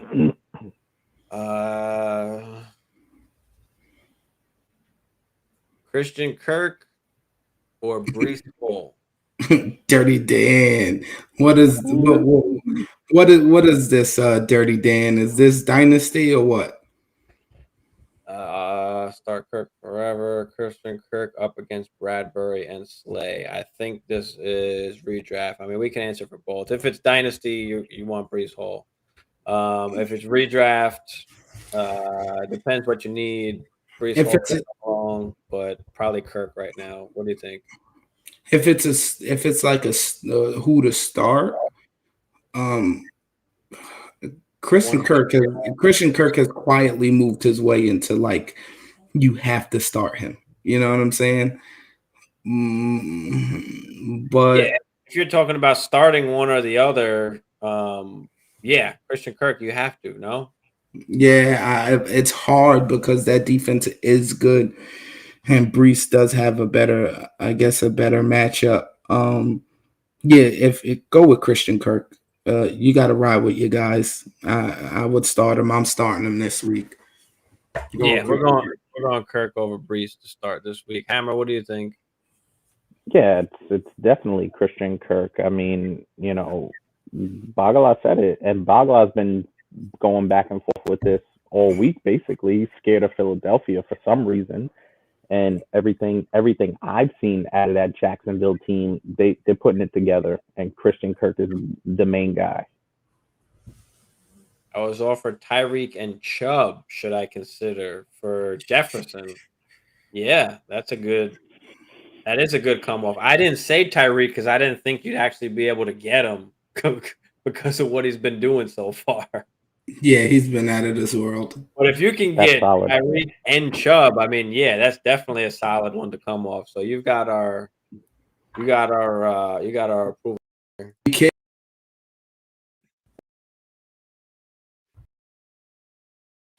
Stamp that shit. Be careful, ye. Be careful because I know Teddy Bridgewater looked good throwing to Tyreek last night. But if Tua ends up missing a lot of games, Tyreek he's not gonna have that. And then you're gonna be wishing. But what I will say is Tyreek is one of those guys that can catch a 7-yard slant and do the rest of the work. He doesn't need to be, you know what I'm saying? We've seen Tyreek AFC Championship game caught a slant over the middle and took it 50, 60 yards to the house. So I'm not saying Teddy Bridgewater needs to be Patrick Mahomes, but you still get Tyreek Hill. He's a playmaker. Yeah, always got it. They're just gonna throw short passes to him all day. So, and Teddy is good at that, So, and he just did throw he did launch a 60-yard fucking bomb. So, yeah, it kind of did look better than Tua's. Let's talk about the trades that happened in Dynasty. Hold on. We've got Amon-Ra is out, so I'm going to put Khalil Herbert in his replacement. Do you guys agree, or is Jeff Wilson? Yeah, we talked about this earlier. I think we all said Herbert over Wilson. It's Khalil Herbert. Yeah, everybody's got Herbert over Wilson. Definitely Herbert, Josh. We got that. Yep, still Khalil Herbert. Trade Sutton for Kirk. Ooh. I feel like that's a little bit of a lateral move. It is a lateral move. I don't like it. Yeah. You're not gaining anything. I don't think. No, keep Sutton. I know Kirk has had more touchdowns, but Sutton's getting the volume, bro. Kirk is getting the volume too, though. Yeah. Leaning towards him. Yeah, Josh. Like and subscribe if you haven't. Thanks, man, for joining us. But go ahead, Hammer. Yeah, I think it's a lateral move. Sutton for Kirk. I know Kirk has what 3 touchdowns this season, 4 maybe. Yeah, around Yeah. that 3 or 4. I don't think I think Sutton has 1 touchdown, I believe. So it's a little bit of a lateral move, but Sutton looks terrific, even in a porous Denver offense so far. Sutton has been doing the work, so it's lateral with me. Yeah, he is missing the touchdowns, but hopefully Russ can start fucking cooking one of these days. Yeah, he's getting 7, 11, and 10 targets. That'll Yeah. work. Zachary, thanks for joining. Like and subscribe if you haven't already. Cordell Patterson or Zeke at my RB2. Go ahead, Hammer. You first. This is Cordell Patterson, bro. Tony Pollard is slowly chipping away, and if you watch the games, context matters. Tony Pollard looks way better than Zeke. This is Cordell Patterson. Yeah, I would take Cordell right now. He's getting the work. He's playing really And good. he's way more explosive. Yeah, but he is nursing a knee injury. So watch out for that for the rest of the week. And understand that when you throw him in your lineup that he is nursing a knee and it could, pop up on game day. But it's Cordell. Yeah, I mean, I think they said they were just keeping him out of practice for just kind of precautions. But yeah, definitely keep an eye on it. But yeah, you definitely got to go Patterson over Zeke here. Zeke can maybe salvage his day with a touchdown. That's the only way. I mean, he could still end up with double-digit touchdowns if they keep giving him the ball, but Pollard. But Zeke is more of that. Zeke has turned into a 15 carry, 70-yard guy, and he needs the touchdown to salvage. I think what you're seeing now, I think what you're seeing now with Zeke and the Cowboys and Pollard is that Zeke is the hammer, and he's softening up the line, and he's pounding. He's getting the tough yards. He's getting those goal line carries, and then Pollard comes in and breaks a big run, and he ends up with 100 yards. So I think that's what you're kind of seeing now, and that's why Zeke is not getting the yardage, and Zeke is just touchdown dependent right now. And also, too, I think the Cowboys are a little more creative with how they get Tony Pollard the ball. You know what I mean? So he has more opportunities in space. As you said, Bagala, Zeke is more of that traditional hand it off, and go up the middle, bounce it to the outside, maybe make somebody miss, run somebody over, where Tony Pollard's getting the ball out in space where he could just do his thing. Yeah, well, Pollard can break it outside and get upfield, where Zeke just can't do that anymore. Yeah, he's not explosive enough to cut or get around that corner, and take it up. So Curtis Samuel and Devonta Smith at my double flex over Zeke. Yeah, I would. Yeah.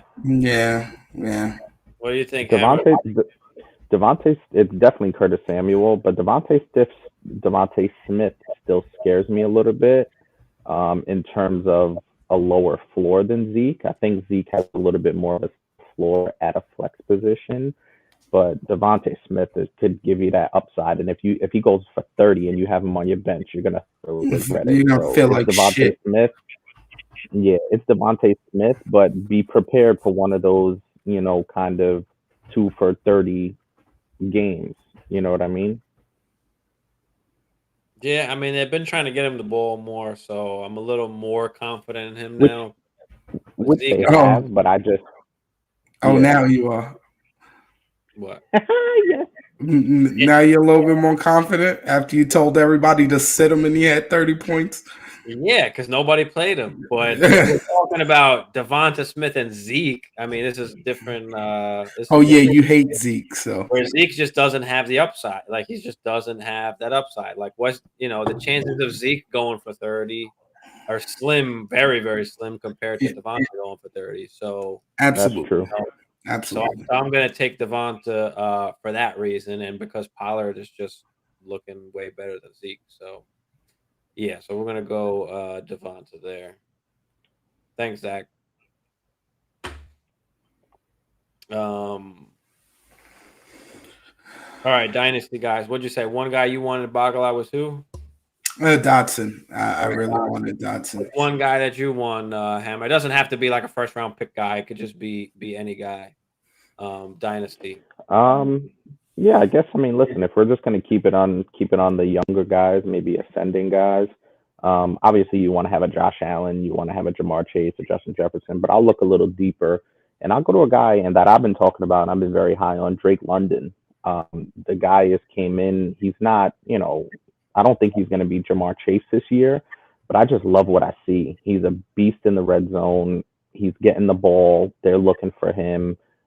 Drake London's my guy right now. If we're talking about young, ascending, stock up kind of guys, for me, it's definitely Drake London for sure. He's got the big frame. He could catch intermediate routes. He could catch deeper routes. He looks confident out there. And right off the rip, he's an instant producer. He's a wide receiver 3 with wide receiver 2 upside right now. Yeah. What about you, Blanc? Who you got your eye on besides DeAndre Swift? Irv Smith. No. Irv Smith. A guy that I really have my eye on. I've been trying to get him forever, and I'll probably give up the world for him. And maybe you'll be surprised, but I think, and it's been people have been saying it. We just don't know yet. But the number one receiver on the Bengals might just be T. Higgins.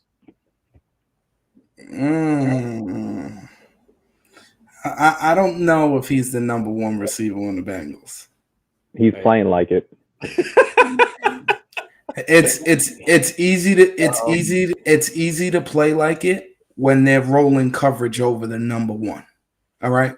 No arguments. Let's. He's in a good situation. Pump the brakes a little bit. Yeah, he's in a very good situation. No, let me see if I can find it. Somebody on Instagram had posted today all the games that they both played together, Chase and T. Higgins. And T. Higgins outproduced and outscored and has more than everything than Jamar Chase. Why? That goes to his point. Games and they both played together. But this is in totality. So, yes, even though maybe people see Chase as the number one, T. Higgins might just be the actual true number one guy. But what I'm saying is it's easy for him to be that number or get those big numbers or outproduce because Chase is there. T. Higgins is facing one-on-one coverage. And when it's the opposite, right? When Chase goes off, you can say, "Oh, we're covering T. Higgins now." Yeah, but you see that they don't want to let Chase get off. That's the thing. They're saying, "All right, T. Higgins, have what you want." They're not letting Chase get off. It's clear they're not letting him get off. It's coverage. The coverage is rolling to his way. So it doesn't matter what everybody else is saying. It matters that defensive coordinators look at Jamar Chase and say, he's the number one. We can't let that guy beat us. Well, I get what you're saying, but the numbers also show that T. Higgins has outproduced every single game more than Jamar Chase.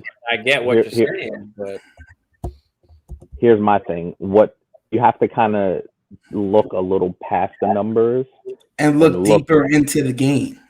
Yeah, and look as to why. Every single game, though, we're talking about last year, this year. Well, I mean, last year Jamar went pretty ham. Yeah, last year, this year. But damn, I really can't find it. I wish I had it so I could look it up. But yeah, I like T. Higgins. Jamar Chase is awesome too, but T. Higgins is awesome. I'm not gonna lie, he's a really good receiver, but I don't like. Let's understand why he's doing what he's doing. Not saying that he can't be a number one somewhere else. Maybe he can, but right now he's facing one-on-one coverage probably most of the time. I would say 70% of the time, All he has to do is beat the guy in front of him, and he's good enough to do that because they're rolling coverage the other way. And also too, we were talking about this in the chat where a lot of Jamar Chase's, the bulk of his points come on big plays down the field, and that offensive line has not allowed them thus far early on in the season enough time for those big plays to develop down the field. Meanwhile, T. Higgins, right, and meanwhile T. Higgins, it can work in that short to intermediate territory, where he's going to start racking up 8, 10, 12 catches for 100 plus yards. And that's what he's done 2 out of the last 3 games. So, T. Higgins is more, I feel like he has more of a stable floor than Jamar Chase, because Jamar Chase does rely on the big play, the big explosive play to get the bulk of his damage. Yeah, that I understand, but we also have to understand that as long as both of these guys are with Joe Burrow are with the Bengals, that they are going to be very, very good for Dynasty and very, very good for years to come for whoever has them. Yeah. I actually found it. Shit, I wish I could put it on the Okay, so Blanc, I got a question for you. Now that's the guy that you want, right? Hold on. Targets. This is all together, right? Every single game that Chase and both have played together. Okay. Higgins has 136 targets. Chase has 116. Higgins has 92 catches. Chase has 71. Higgins has 1378 yards. Chase has 1215. Higgins has 277 PPR points, and Chase has 243 PPR points. So this is not just one game we're talking about. This is over the totality of both of them playing together every single game they've. I think Chase is the more explosive guy, but I would rather have T. Higgins, I think. Well, that's your preference for whatever reason you like that receiver. Would you rather have Chase or T. Higgins? Who, me? Yeah. I want Jamar Chase. Okay. There's no wrong answer. I just No, there's not. I would like Jamar Chase. I just think Jamar Chase he's a lot more versatile. T. Higgins is not going to catch a wide receiver screen and take it 80 yards to the house. Jamar Chase will. You know what I'm saying? T. Higgins, he's a big physical possession receiver. He's going to go up and get the ball. Jamar Chase will take a 10-yard slant, a 7-yard slant, and he will take it the distance. And that's why I like Jamar Chase. So what were you going to ask me? Yeah, like T. Higgins, that's the guy I want. And you were saying.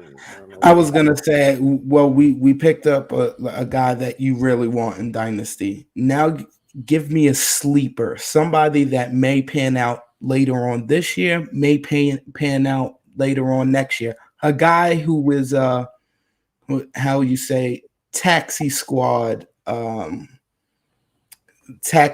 material, where maybe he doesn't pan out this year, but yeah, like maybe he doesn't pan out this year, but next year or the year after, you think he can bust on the scene. A nice sleeper for Dynasty.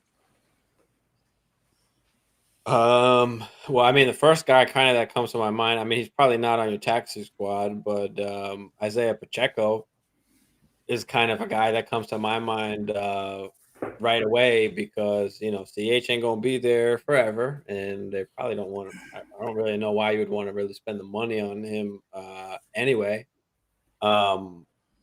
But yeah, I think I like him a lot. There's a few backup running backs, of course, that that guys might be coming out. They could also draft guys as well, but I don't know. For some reason, I like Pacheco a little bit, even though he wasn't a high draft pick or but anything. when you see him play, you can kind of see it, because I see it too. Yeah. So he can definitely. I like that. That's a good one. What about you, Polish? I was looking at like a Algier.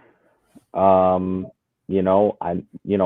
Patterson. He's a veteran. Are they going to pay him if he continues to be this uber productive guy? So I think the combination of the offense, the way it looks now with some of the skill guys that they're starting to accumulate, I'm looking at a guy like Algier that can maybe break out late this year, maybe next year if they decide not to retain Cordell Patterson. I like it. I like it. I have two that are kind of I want to choose. I'm not sure who, but after Eckler, the way Eckler looks this year, I think Eckler's starting to fall off a little bit of a cliff, and I think I think Spiller could really maybe next year or the year next year get some burn, and he can really come back and be that number one back for the Chargers. But really, honestly, I think once this guy gets healthy and I hope they find a spot for him. I really like Calvin Austin. I think Calvin Austin can be really dynamic. He's a smaller guy, but he's really, really fast. And if you ask anybody that in college football, he go back to his time, and I think it was where did he play? Cal? No. But I like Calvin Austin. I think Calvin Austin is going to break on the scene. If not next year, middle of next year, maybe the year after. Yeah, I mean, Spiller's whack. You think so? Yeah, I don't think so. Yeah, I don't think that good. I mean, they had freaking Kelly in there all the time. I mean, he wasn't that good even coming out. Really, I wasn't. Sony Michelle is getting work. I thought that he was going to be the goal line guy and the guy that kind of runs in between the tackles there, but he's just not. So I'll tell you. Well, I got two guys actually that I like. Wide receivers. They're both on my team. David Bell. I like David Bell going down the stretch and maybe and going forward because of Deshaun Watson. He's a little slot guy that runs great routes, and I like him. What do you guys think about David Bell? I don't know. He played a little bit on Thursday. I didn't see what was the big deal with him. Maybe Deshaun makes him into something. I don't know, but yeah, I don't like. David Bell's not my cup of tea. Well, you'll be coming for him soon. Maybe. Jay Too Nice. Thanks for joining. Like and subscribe if you haven't already. But got Najee and Jamal Williams as my RB1 and 2. I just don't know who to put at flex. My options are James Robinson, Cordell Patterson, or James Conner. I'll let you answer this first, Hammer, but I would say definitely Conner erased from the equation. But go ahead, Hammer. I would tend to agree with that. Although Conner does have a decent matchup this week against the Raiders. I'm just gonna point that out there just to make the subtle argument. But I agree, Conner's out. He has Conner has they're playing the Panthers. Oh, I thought they were playing the Raiders. Oh, they're playing the Panthers, but even still, that still kind of makes my case a little bit. The Panthers aren't anything special on defense. Mm-hmm. Yeah, this is a little bit of a tough one. Who are the Falcons playing? Falcons got the Browns. Browns have a good defense. And then obviously Jacksonville's playing Philly. I don't know. I'm going to lean towards James Robinson, but I wouldn't get mad at you if you played Cordell Patterson. But just for the sake of answering the question directly, you know what? Give me Cordell Patterson, just because I think he can do a little bit more. He catches and he runs. So give me Cordell Patterson just for the versatility.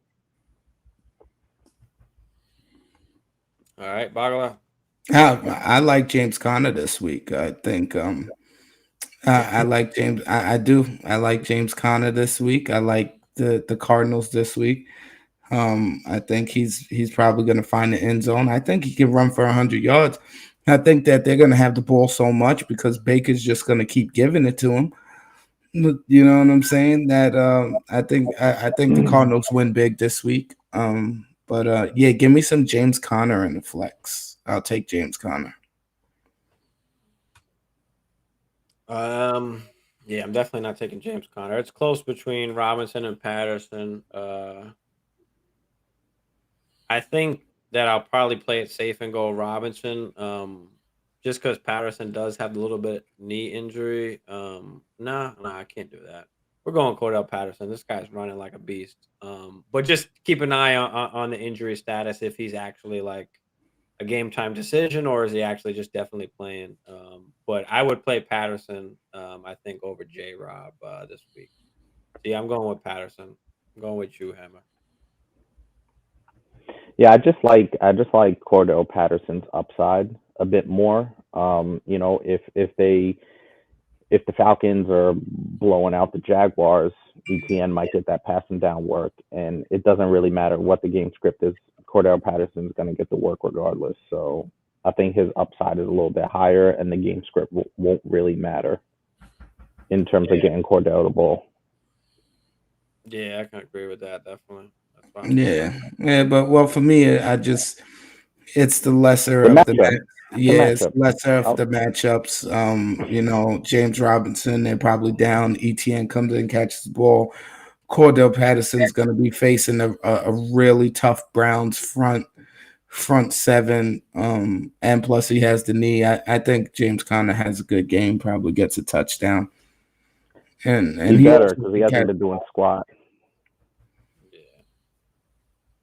Yeah. Patrick, what's up, Patrick? He's questionable. Yeah, I know he's questionable, but they're saying that they were just being precautious with him, that it was just a rest day, that it wasn't really a thing. So it just kind of got to keep an eye on it. Algier is stashed this week. Yeah, he is, but it seems like they still love their boy Patterson. Um, Browns don't have a tough front seven. Mm, No, okay, yeah, Garrett is out, right? Garrett and Clooney might both be out. I don't. But yeah, Did they officially rule Garrett out? I think they officially ruled Garrett out. Let's check. I think they did. Maybe not. No, they didn't actually. Oh, he's questionable. Yeah, it just says questionable. I forgot he got into that Right, car right. He got accident. into That's that. crazy. Hmm. Yeah, he But got. I still like the Browns defense. The Browns still have a tough defense, and I just don't think Cordell Patterson runs rampant on the Browns front seven. That's what. But they Yeah, could get creative with Cordell. That's the yeah. thing. Maybe I mean, Cordell just don't stop. We said the same shit last year, every single game. He just never stopped. sooner or later he is. He just really did. Oh, that's So yeah, David Bell we were talking about, and then we got to get Polish's. Or did you give a? I think you Algier. did. Oh, Algier. So you said you had another one, Steve. David Bell and yeah, my boy Sky. oh, here we go.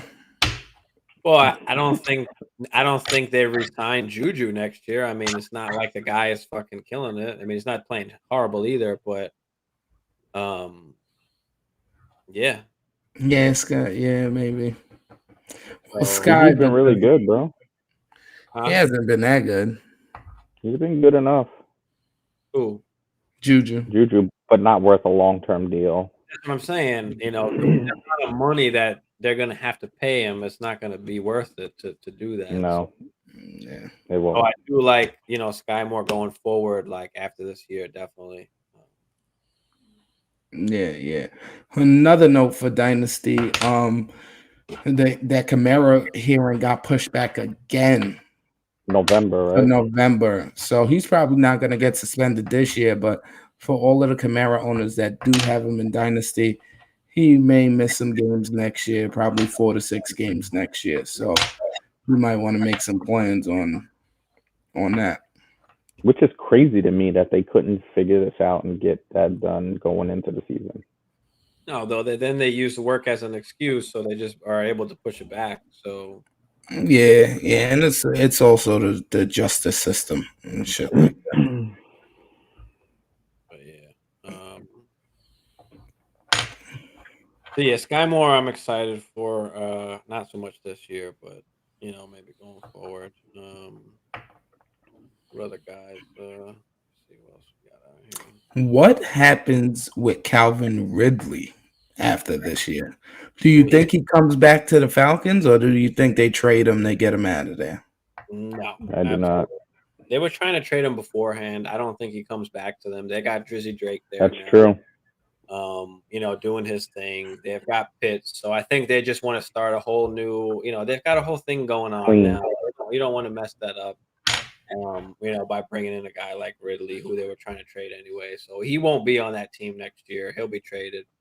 That's crazy because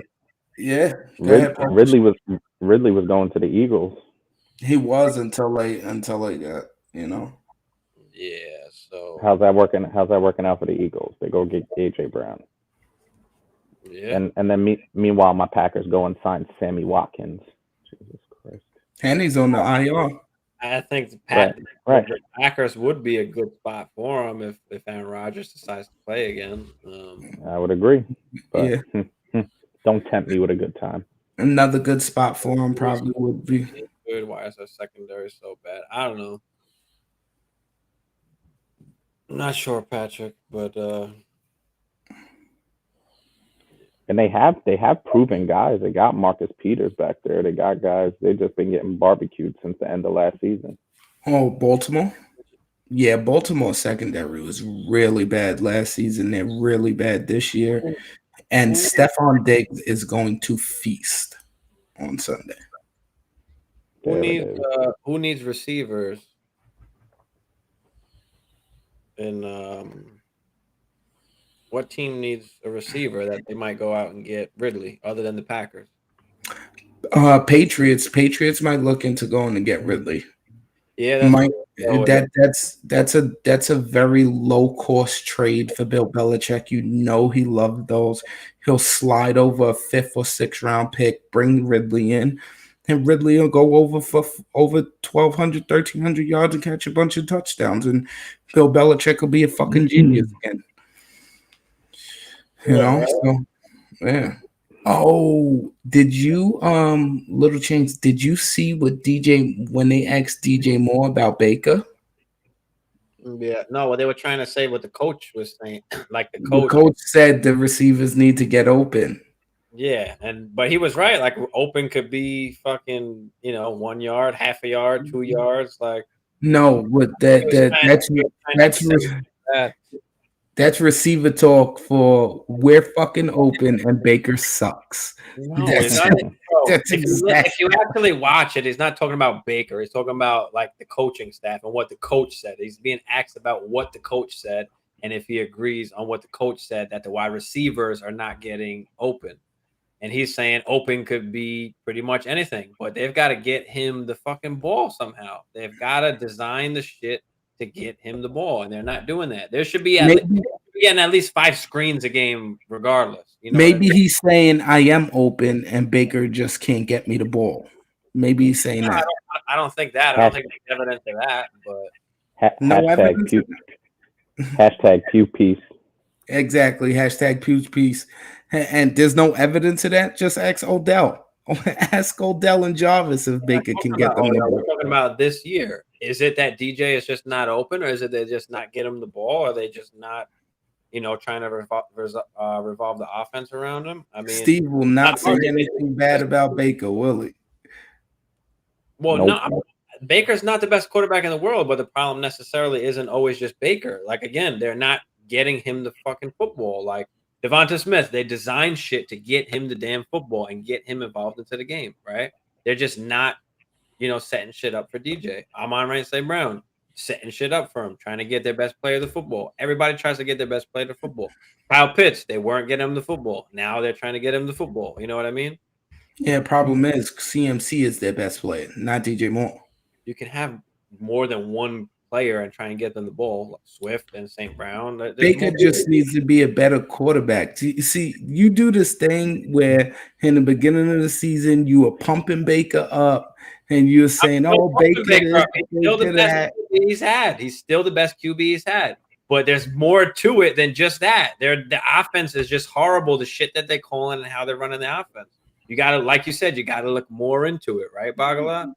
Yeah, and as far as DJ Moore had 1,000 yards, over 1,000 yards with Teddy Bridgewater and with Sam Darnold. Okay, and did they have a full season yet where he didn't produce another 1,000 yards? We didn't even go through the whole season yet. We're getting there. Don't worry, we're getting there.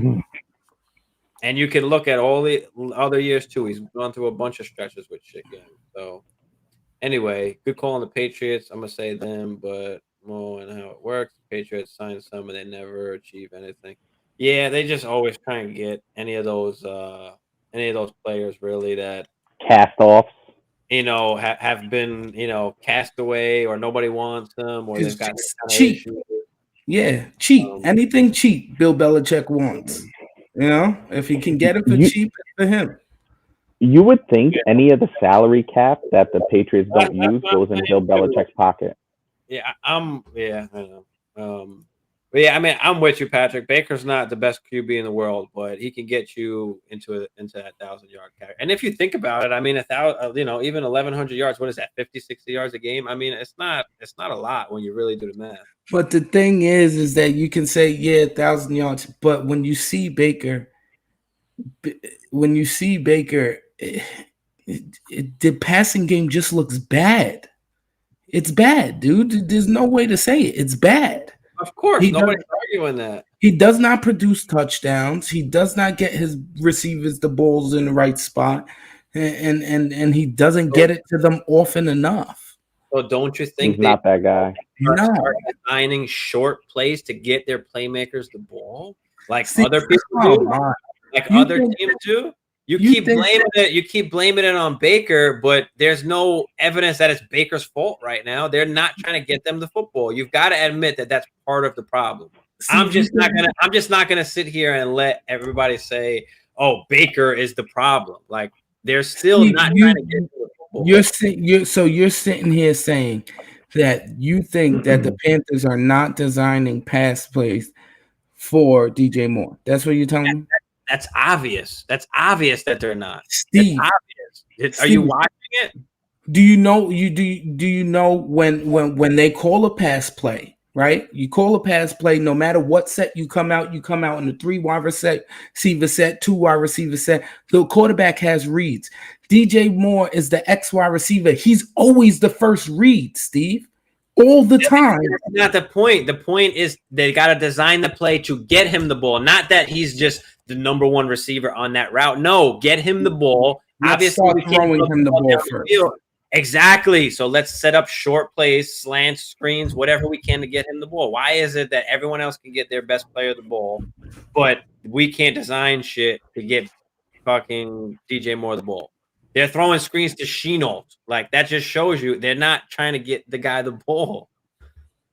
Anyway, they had a bad passing game last year, but that was Baker's fault too, right? Yeah, I mean, Baker was hurt last year. We don't know. No, that last year he was hurt and he gutted it out. I give him credit for gutting it out. McCaffrey is out. Do I start Zeke? Yeah, you're definitely starting Zeke. Zeke. You're going to start Zeke. Hell yeah. Definitely. Yeah. In that case, Zachary, you start Zeke. Yeah, we're definitely starting. You're definitely starting Zeke over those guys. Definitely.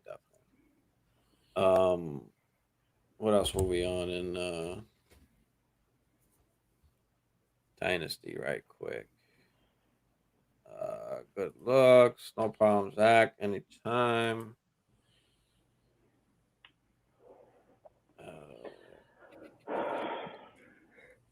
Polish, we have another Baker apologist, and Patty's not too happy with the Baker slander. I don't care. Baker's terrible. He's had long enough to be able to prove that he's not terrible. Nobody's saying that. But if you know that you've got a backup QB that you've got in the game, right? You're trying to get your guys the ball, so he's not sitting back there trying to throw the ball down the field all day. Steve, case in point. Cooper Rush gets CeeDee Lamb the ball.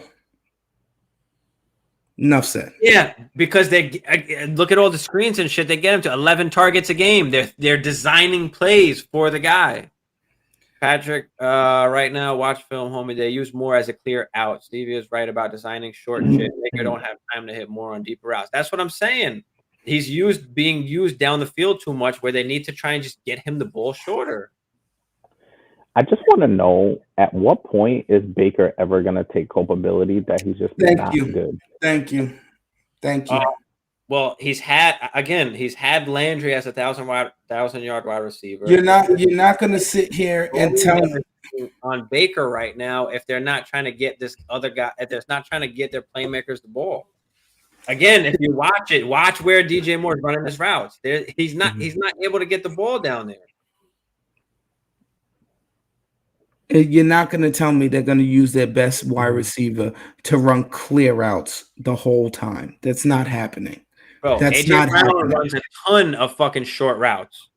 A ton of short routes and screens, and he gets the ball. What do you mean?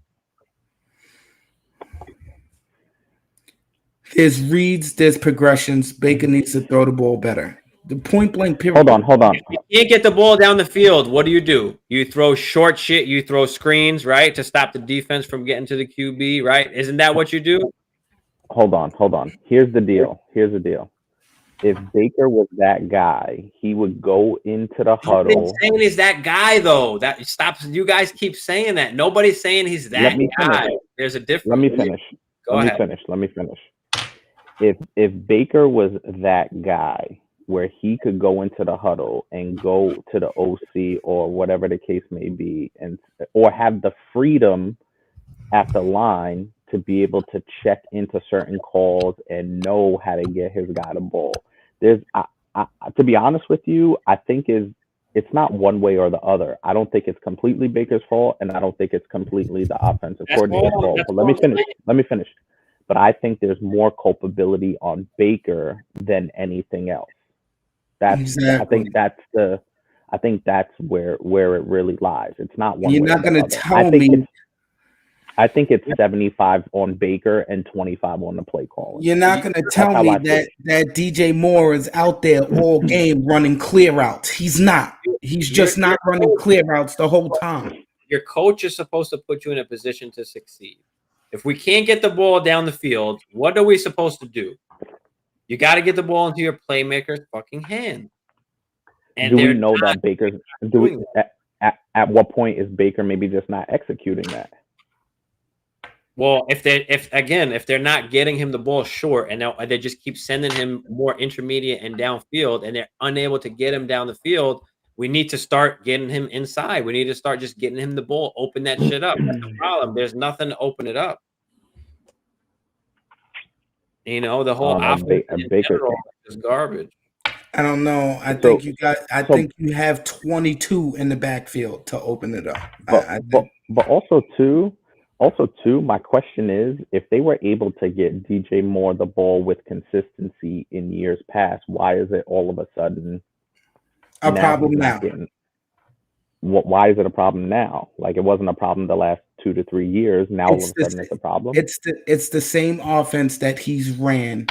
It's the same offense he's ran last year and the same offense before that. Matt Rule's been there for 3 years. It's the same exact offense, the same exact routes. He's doing the same thing he's been doing. And they were getting him the ball down the field, and they can't get the ball down the field. That's the problem. If you can't get it down the field, you can't just keep doing it if it's not working. You got to start switching it up. But what they got the same ass boring fucking offense that everybody knows exactly what the fuck they're doing. But what is the difference? If they got him the ball down the field the past 2 years and they're not doing it this year, what is the difference? You've got to change and evolve. You can't have the same fucking plays every single fucking year as well. They're not doing anything to be creative. They tried to change and evolve. Or get the ball to DJ Moore. They're not. And if you watch the games, you can clearly see they're not trying to get him the ball. They're calling pass plays. Yes, he's the X receiver and the first read. It doesn't matter. They're not trying to get him the ball when they need to. That's the problem. His quarterback's not trying to get him the ball. Okay. Whatever you say, Daniel Shit Jones. There it is. Hey, listen. The dig was coming. I didn't know your true partners were Colin Coward. No, I mean, hey, at least Hammer can admit that some of it is on part of the coaching staff. That's all I'm saying is that it's not all on Baker. That's all that I'm trying to say. and I think the bottom line for me is that anytime Baker's not being successful, it's everybody else's fault. Exactly. But when was Baker not successful before last year when he got hurt? When was he not? When was he not? The year before they made the playoffs with the Browns. That year before he made the playoffs with the Browns, he was not that good. Was that his first year? No, it wasn't his first year. It was the first year he had Odell. Yeah, because Odell. All right, Blanc. Let me spin it to you this way. If the Vikings took Baker Mayfield #1 overall and he wasn't on your team 4 years later, how would you feel? Point blank. What does it have to do with it? What do you mean? I'm just saying. Teddy Bridgewater, I didn't have him 4 years later. I still love Teddy Bridge. Yeah, but Teddy Bridgewater had a major injury. Teddy had a major injury. But that's not even the point. The point is that they ran the past 3 years. Matt Rule and Joe Brady has been there the past 3 years. And they ran the same fucking offense. DJ Moore was productive. The only thing that changed, the variable that changed, was the quarterback. Because you thought it was an upgrade. The targets are not going to no one else. They're not fucking passing it enough to him, bro. He used to have 10, 11 targets a game. Now he's getting 5, 6. It's not like other people are getting a bunch of the targets that are missing.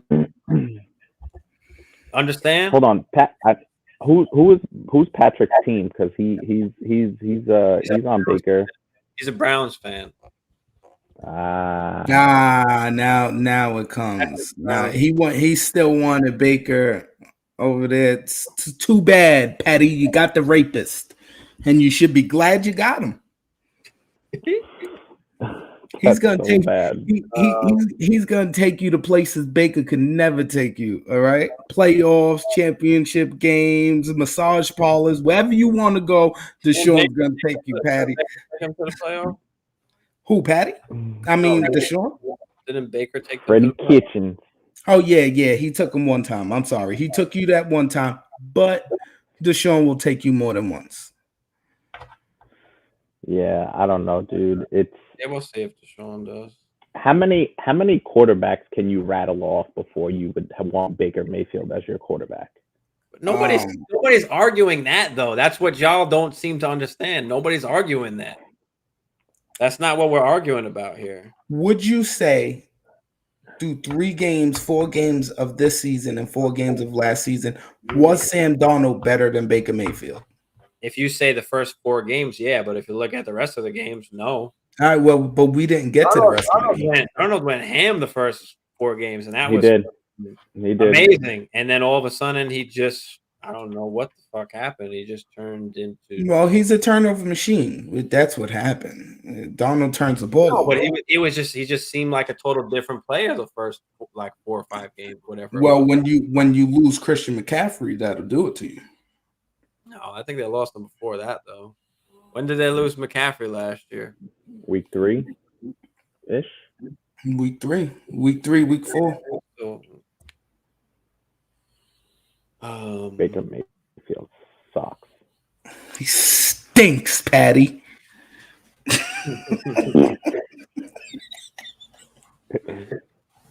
Oh God. All right. What else were we talking about for Dynasty? Treylon Burks. What do you think about Treylon? I think Treylon's going to be good once Malik Willis gets in there.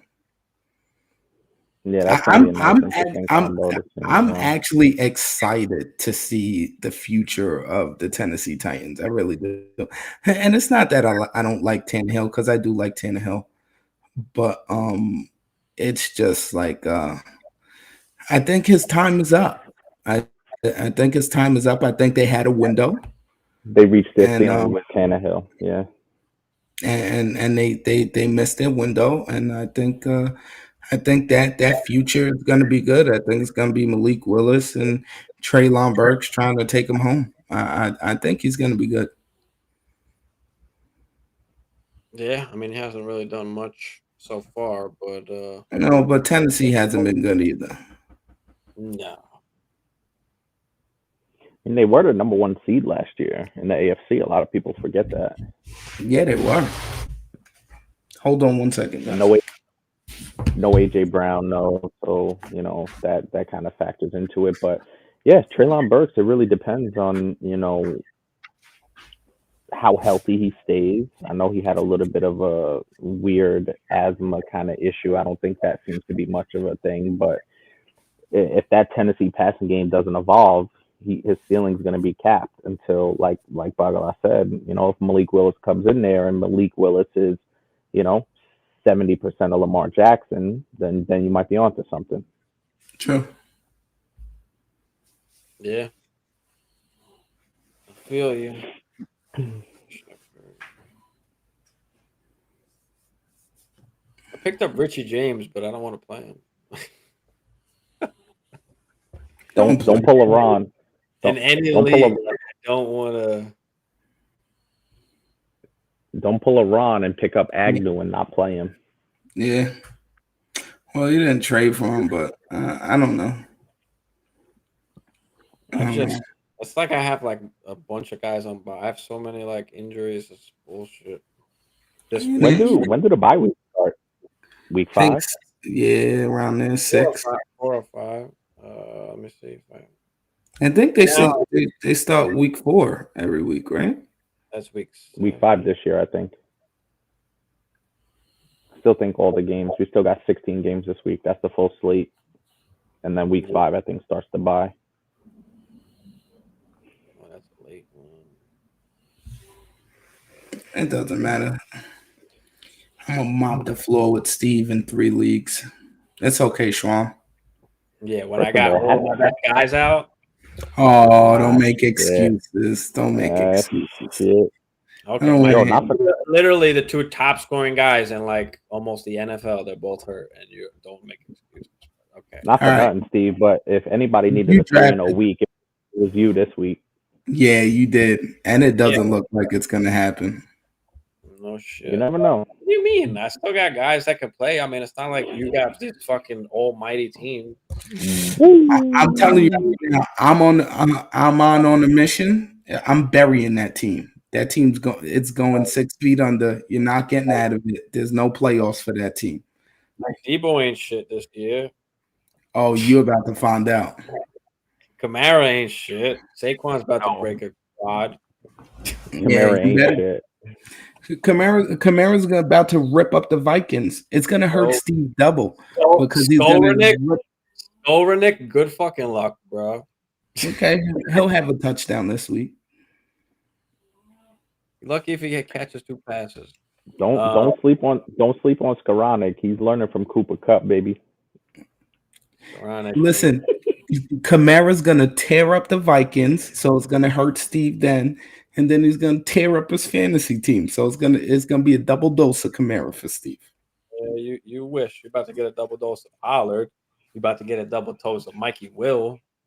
You're about to get a dose of Mackie Hollins. Yeah. Yo, Mac Hollins is my guy, man. That's my guy. I'm putting A-Rob on the bench, I think, this week because Keenan's not playing, so I got to play my guy Palmer. Palmer is the play when Keenan or Mikey don't play. Play Palmer, 100%. All right, can I need some fantasy advice, boys. I don't think I'm playing any one of you guys this week. Hold on. In Back to the Future.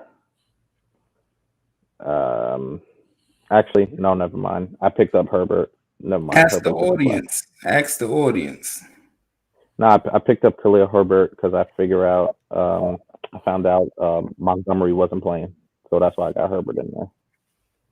Yeah, we were talking Dynasty, Patrick. Yeah, I don't like Kamara. But what'd you say, Hammer? No, I had a question, but I don't have a question anymore. Wait, what? I had a question, but I don't have a question anymore. And yeah, Patty, he might be out of the league in 2 years, Kamara, but I just need him for this year. And he'll be good for the rest of the year. Yeah. And Yeah. I think Kamara's going to be good this game too because Jameis typically doesn't dump it down.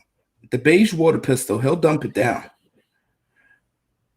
All right, I got a good question. Here we go. In my Dynasty flex, I got Jarvis Landry or Damian Harris. Damian Harris. Yeah. Jarvis Landry even gonna play? Hmm? Is Jarvis Landry even gonna play? Ankle questionable. I would go Yeah. Damien. I would go Damien. I think they're going to run the ball a ton against the Packers. One of those running backs are going to get a touchdown. Yeah, I just get worried. I just get worried about the game script, man. If the Patriots get down big, he could see 7 carries for the game. Yeah, but Landry could also come out after the first route he runs. Yeah. You know, I know Michael Thomas is there, so it's like, you know, you kind of want to play Landry, but at the same time, it's, I don't know. I think I'd probably play Harris, but yeah, that's really my only question. Would you guys play Chris Olave this week or Cortland Sutton? I don't think you can sit Cortland Sutton. Well, yeah. No, I don't think you can sit Cortland Sutton. But Olave. But if that's a flex play, because I have Pittman and Jefferson. Yeah, would but you play Sutton or Olave in the flex? I'd play a lot. I'd play Sutton. I would play Sutton. I don't think you can sit him. He's been producing. You got to roll with him if he's been producing. Yeah, but so is Olave.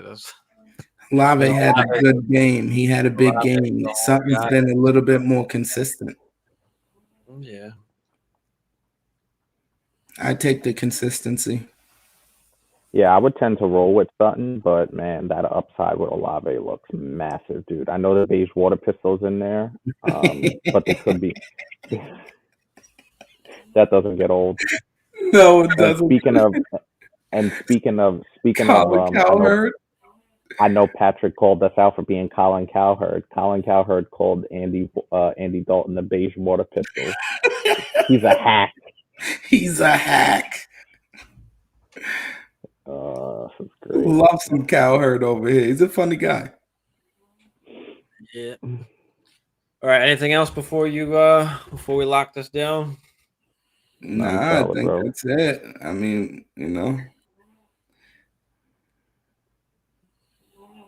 Yeah.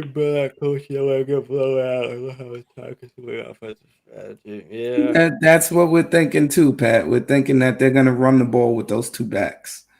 Yeah. Yeah, no, I mean I get it. I could see the Packers going up 14-3 early, you know. Yeah, but you know Bill's gonna try and keep the ball out of Aaron's hands. There's only so much you could do of that, especially when you go into the second half. Patrick said he might go Olave instead of Sutton on that. I think Bagala said Sutton though. Did he? Yeah. I go Olave with you. Maybe we were talking about. I don't remember. I like Olave too. Olave, he like you say he had the upside, but I don't know. It just Russ is finding Sutton like crazy. Even in games where Russ doesn't look good, Sutton is producing. Sutton's really been the only bright spot on Denver. They got to keep throwing the ball, but I mean, you think Judy will get more involved? Yeah, I think Judy will be better. I actually am starting Olave over Judy this week. Ooh, I don't know if I had the stones to do that. Yeah. Did Judy have an injury last week? Yeah, he was a little banged up with a shoulder and a rib the week before he came out the game. And then last week he didn't really do much, but I'm still going back and forth on it. Yeah, so I got to see. That's a tough call. Yeah, it is. I feel like if they had Jameis, you would lean more Olave. Yeah, maybe. The water pistol, you never know. Maybe he turns back the hands of time, starts throwing it to him like he's AJ Green. He can sling it. Yeah, he's a gunslinger. Where He was he? hasn't. Wasn't he on the Dallas, He Dallas, was in right? Dallas. Or was it Chicago? No, he was in Chicago, I think. No, not last year. Was he last? Yes, he was last year. He was their QB1. Fucking He wasn't. Yeah, he definitely. tossing tutties. And then he got hurt. He kind of looked good before he got hurt in Chicago. He looked better than Justin Fields, I'm telling you that. Yeah. That's not saying much, but Yeah, Yeah, last well, year, I mean, he wasn't great, but he wasn't bad. He had a couple of start. I mean, the beginning of the season was bad, but 20-point and well, in our league anyway. yeah, but what we're not going to do, we're not the beige water pistol. You know, I'm not going to hold it against them. Matt Nagy was there. I'm not going to hold anything against the beige water pistol if Matt Nagy was there. Yeah, Matt Nagy's horrendous. He shouldn't be coaching in the NFL. Baker belongs with Matt Nagy. love it. All right, I guess that wraps it up for tonight. We'll be on tomorrow, same time, 10:30 Eastern. Yes, sir. Get her done. Cast ball. We out.